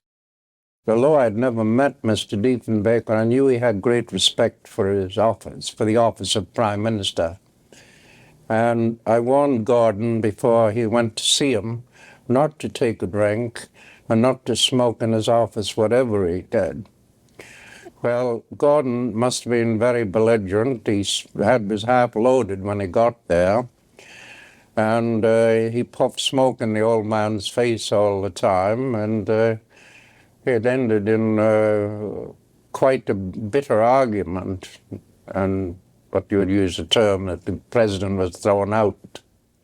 But, you know, what's that got to do with the air defense policy of the government of Canada? Whether or not Diefenbaker and Gordon had a personality clash, the only time they met was on that occasion, September the 17th, for about 20 minutes. That was their only meeting? Yes. And what's it got to do with the air defense policy of Canada, or the Arrow, or anything else? I haven't any idea the real reason for the cancellation. So many reasons have been given. Mr. Diefenbaker even said that the Chiefs of Staff said he didn't want the airplane. Well, I don't believe that. I think the real reason for the cancellation was the fact that they weren't sure that it was going to cost what we thought it was going to cost. And secondly, that Mr. Diefenbaker wanted to save some money somewhere. What is going to be done with the money, I don't know. But it has been stated to me by a man who now past the Great Divide, who was in the know, that for about $50 million more than we'd already spent, plus the cancellation charges which we were going to spend, that we could have had as many arrows as we had voodoos. 2 years later, Canada took possession of 66 second-hand voodoos back from the Americans in a package deal. And the voodoo was vastly inferior to the Arrow, but the price was right. And what would C.D. Howe have done had the Liberals remained in power? In January 1959, he wrote to his leader, Lester Pearson, "There is no doubt in my mind that the CF-105 should be terminated. Costs are completely out of hand." In this, the Liberals and the Tories were in agreement. It was an inevitable decision. No other decision under the circumstances could have been responsibly made. Had we done something else, it would have simply meant taxing the people of Canada to go on manufacturing planes for which there would never be a market outside Canada. And the Royal Canadian Air Force could only absorb so many.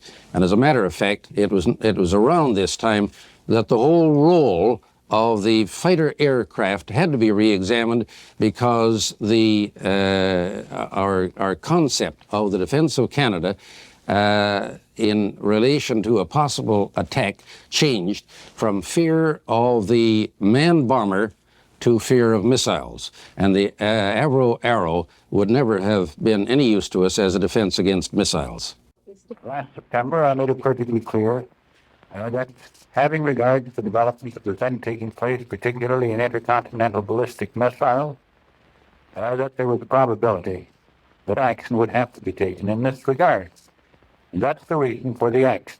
We were loath to take it. The Prime Minister used not money, but the missile threat as the major reason for the cancellation.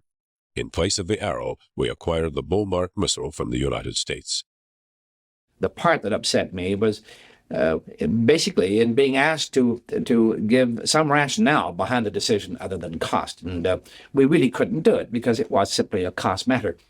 And then Mr. Diefenbaker making the statement that the introduction of the Mach was the reason for canceling the Arrow, that it was a better interceptor, if you will, and more effective, and therefore the Arrow could be canceled. That argument was a very specious one, and literally had no fact whatsoever. The RCAF was caught in the politics of the cancellation. Air Marshal Campbell was accused of not fighting hard enough for the Arrow. The Chiefs of Staff did not make a recommendation to cancel the Arrow, and that he offered his resignation if the Arrow were cancelled without provision for an alternative fighter. The alternative was the Voodoo and the Mach. And the Mach was a failure. This model met the same fate as Arrow 206, lying a few meters away in the same warehouse. Whatever the Mach was, it was no replacement for the Arrow. There was still another reason offered by the government for the cancellation. They tried to sell the Arrow before it entered squadron service, and they found they couldn't. Now, I went down to the United States in September and had conversations with their Secretary of Defense, find out whether they would be interested in our 105, see whether they'd be willing to purchase the 105 for even some of their squadrons. And the answer that I received was that they were not prepared at that time to do so. Mr. Perks, I reiterate, is a gentleman. I have the highest regard for him as a person. But he was a permanent Army officer. He'd been retired from that for some time. He was over 70 years old, and he didn't know one end of an airplane from another. He had no appreciation of the industrial implications. He wasn't in a position to discuss the Arrow or any aspect of it. There was another attempt to sell the Arrow. In the winter of 1958, Donald Fleming and two other ministers met with their American counterparts in Paris to discuss defense. Fleming told them that the future of the Arrow might depend on sales to the U.S., or it was hardly a strong selling point. At the conclusion of my statement, Mr. Robert Anderson, the U.S. Secretary of the Treasury, who was my opposite number in that committee, gave me the answer no. It was an unconditional, uncompromising, and final answer. It was the decision of the United States government not to purchase the Arrow. And that decision spelled the doom of the Arrow program. Paul Hellyer, who later ran as a conservative, was Liberals' defense critic in opposition in 1959, and he still maintains that the government did not make the right kind of effort to sell the Arrow. I don't think the Arrow could have been sold to the United States directly because the United States Air Force has an almost iron rule. They never buy anything that isn't invented in the United States. But what they do, and what I think might have been done, is that they sometimes help finance sales to other allies. And it's my belief that if Mr. Howe, for example, had still been around, that he could have done something. At that time, Canadian real estate was still important to the United States. It's not now, but then it was. They had to count on us for the radar lines and for a number of other facilities, for refueling facilities and so on. And we had a lot of leverage. We had a lot of power at that time in negotiations. And I think someone like Mr. Howe could have said, all right, you won't buy it. This we understand, this we know. But we want your help in financing the sale of this aircraft to some of the other allies that you traditionally help. And with his kind of persuasion, I personally believe that it could have been done. Yes, on balance, I think it could have been sold. When you look at the attempts of the French to sell Mirage fighters or other countries to sell weapon systems, you get the tremendous involvement, not only at the business level, but at the most senior political levels, where a prime minister or a president will go out to sell a program. I don't think in this country that we've a tradition of involving the senior political community in selling weapon systems. And I think if that kind of pressure had been applied in relation to the United States, where there was a gap in weapon systems that the Arrow could have filled, I think that could have been done. And it's a lesson we still have to learn, that if you're going to sell major programs, then you need major political effort in support of those programs.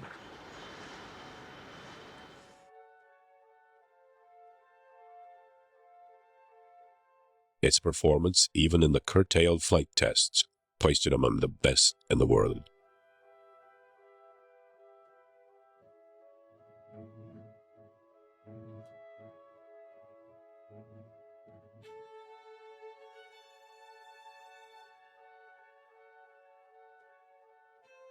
Men who had worked to build the planes were now ordered to cut them to pieces. As to who issued the order, whether it came from cabinet or from a bureaucrat, no one is telling. In Mr. Diefenbaker's memoir, I think he said that he was not aware of these instructions. But I was aware of them because I was the fellow who received them. And like an idiot, I folded. And so I'm the person that issued the instructions to destroy the airplanes.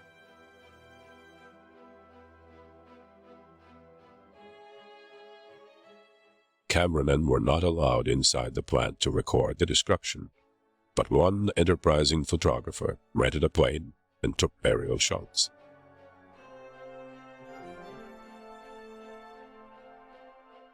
They were cut up with torches in the hangar there, and hammered down with steel balls like they destroy buildings. After the aircraft were dismantled, the pieces were sold to a Hamilton junk dealer for 6.5 cents per pound.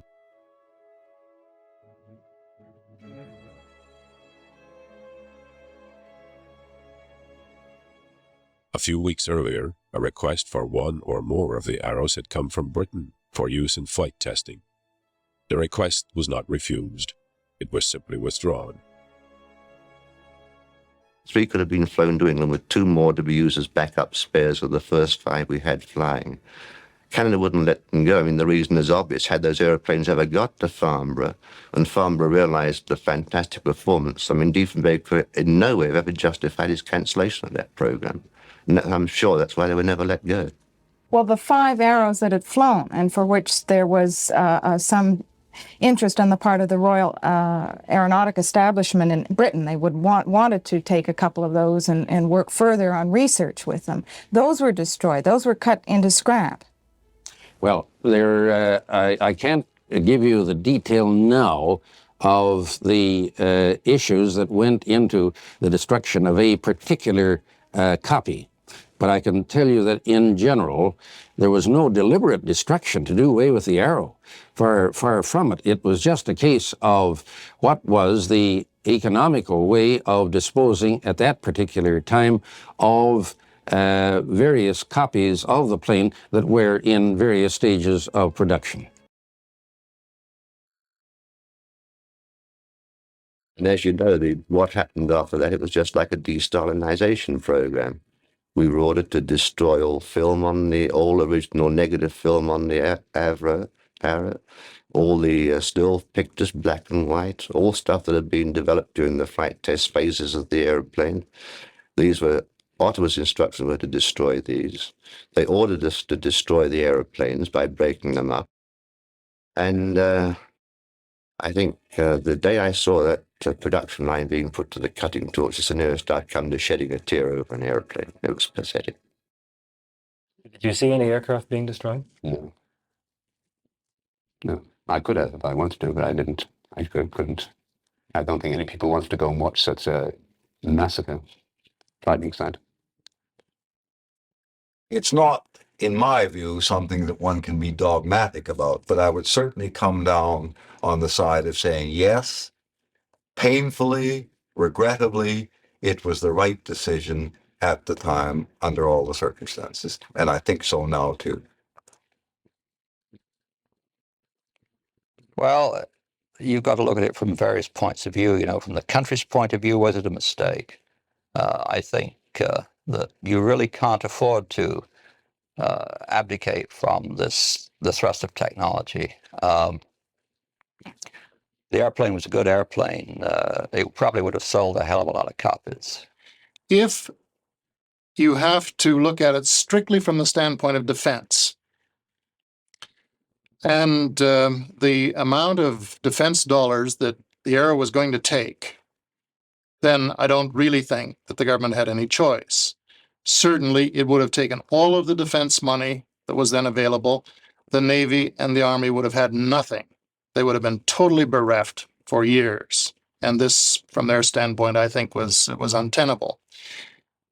If you look at it from the national standpoint, in other words, you ignore the defense budget and say, what is the best thing for Canada, for our industrial base, for our scientific base, for our national base, our feeling of Canadianism, for the great things that we're capable of doing, then personally, I think it was a disastrous decision. Well, again, looking back, the enormous loss that we have endured in the people and in the technology, one wonders if it would not have perhaps been worth it to have accepted those higher costs at that day to retain that type of talent and technology here in Canada. But that's hindsight, and hindsight's 20/20 vision. And in those days, I don't think anyone really appreciated the impact, the enormous impact downstream, 10 years, 15 years later, of that decision.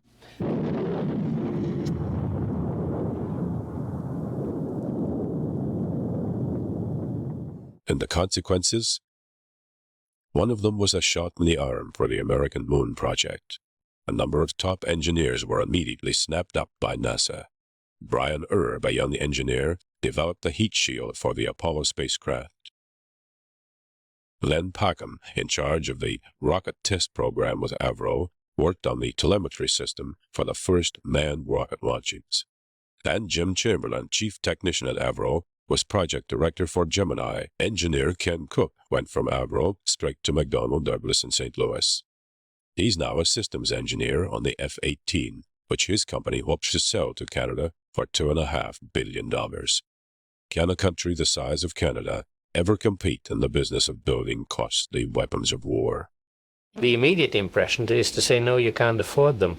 But when you look at Sweden, which has a third our population and which has an incredibly strong aircraft industry, they have managed to establish a strong defense program, a stable planned program, a very strong aircraft industry. And although they're in some difficulties now, they've done that for the last 20 or 30 years. So it simply is feasible if the planning and the purpose is there over a sufficiently long term. But I think it's a characteristic of Canada. We really haven't learned to capitalize on the genius that we're able to create from time to time in this country. We don't support research and development. We go so far and then back off. Canada can do it if it wants to be in that kind of business, if it wants to build its economy, if it wants to develop that sense of commitment, then we have all the other resources that are available to do it. The manpower, the finance, the marketing ability is all there in a native sense. The end of the Arrow was to be the end of the company. It was also the end of Crawford Gordon. Sir Roy Dobson, wheeling and dealing to keep the company alive, fired the man he once thought of as a son, and felt compelled to write a letter to John Diefenbaker. It's addressed to the Right Honorable John G. Diefenbaker. It begins, Dear Mr. Prime Minister, I sent word via Mr. Guest that I have asked for and received the resignation of Mr. Crawford Gordon as President of Avro Canada Limited on the grounds that I was most dissatisfied with the way he has been working and with his actions, which could not be considered to be in the best interest of the company or the country. It's signed by Sir Roy H. Dobson, by Roy H. Dobson. 8 years later, Crawford Gordon died in New York. His friends said he drank himself to death. He could handle success, but not failure. And what of the other personalities in the Arrow story? After the cancellation, James Floyd moved back to Britain. In a distinguished career, he saw two of his aeroplanes, both of them pioneering ventures, both cancelled. Ferd Smythe bought an office equipment company, got tired of it, and in 1972 moved to Portugal. Jan Zurikowski retired a few months before the cancellation. The Arrow is long dead, but the controversy lives on with its memory. People still argue its merits. Was it as good, as great as its supporters would have us believe?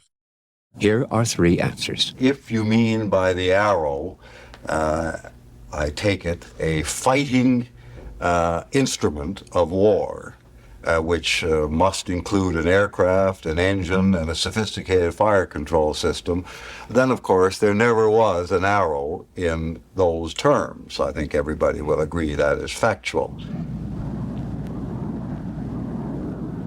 But I think it's a mistake and gets people somewhat worked up in a way that they ought not to talk about the cancellation of this great Canadian achievement when in fact it may very well have turned out to be a great achievement, but it seems to me that at the time it was canceled, it was too soon to say whether the hopes that everyone held out for it were going to be realized or were not. Aircraft nowadays are maybe more sophisticated in this or that, and better engines, better fuel consumption, better pressure recoveries. But there's nothing that I know of that would, even now, today, be an improvement on that maneuverability capability. It was absolute state of the art. It was a beautiful machine, and we probably would still be flying it today. Controls are behaving quite nicely. I can see no oscillatory motions of any description in them.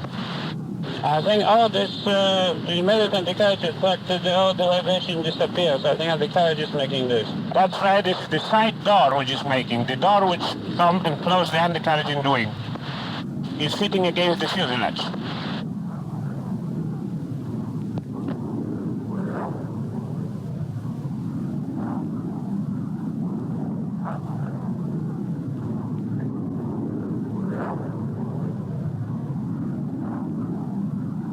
The engines are behaving quite nicely. They are occasionally giving you a bit of a black puff of smoke coming out of them, you know, but otherwise I can see there is no problem. I think you still got a bit less, 1.5 degree. Side slip to right. That is Roger Jan, as far as I can see from the back, no condition has changed. Switching out the dampers now. Joining please, 201. The wind is northeast at 10, the altimeter is 020, and number 1 for 32.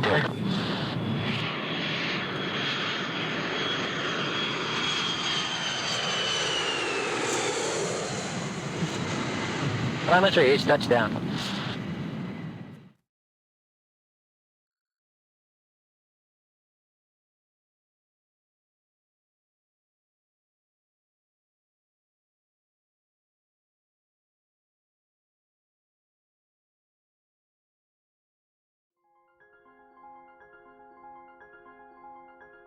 Aviation, the art of aeronautics, began with the dreamers, inventors and daredevils who dared to defy gravity. The journey of aviation was nurtured by pioneers like the Wright brothers, whose first flight marked a historic milestone. The role of aircrafts in world wars was groundbreaking, dramatically changing warfare strategies. This initiated a technological evolution in aviation, transforming the simplistic wings of a biplane into the thunderous roar of jet engines. Let's journey through the ages of aviation. Behind every great aircraft, there were great minds. These visionaries, like Sir Frank Whittle, the innovator of the turbojet engine, redefined air travel. Then there's Skunkworks Kelly Johnson, the genius behind the SR-71 Blackbird. His designs combined speed, stealth and power, crafting machines that dominated the heavens. The contributions of these pioneers have left an indelible mark on the canvas of aviation, shaping the course of history and inspiring generations of engineers and aviators. Each epoch in aviation history gave birth to extraordinary aircrafts, each with their own unique features and roles. The Lockheed SR-71 Blackbird was a marvel of speed and stealth. The F-105 Thunderchief, a supersonic fighter bomber, was vital in the Vietnam War. The P-51 Mustang, a long-range fighter, was critical in World War II. The P-47 Thunderbolt, a heavyweight fighter, was used extensively in the same war.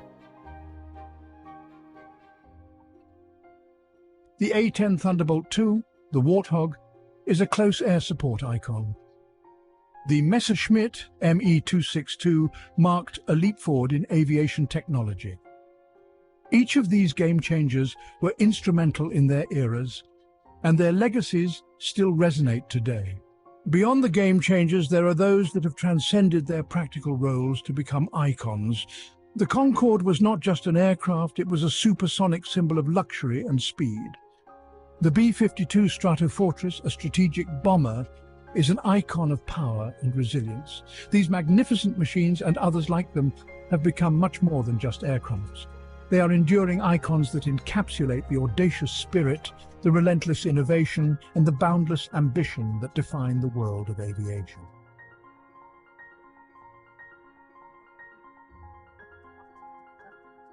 For more amazing aerial footage, and to join us in this incredible journey, check out the DroneScapes YouTube channel. If you enjoyed this video, please remember to like and subscribe. And as always, thank you for watching.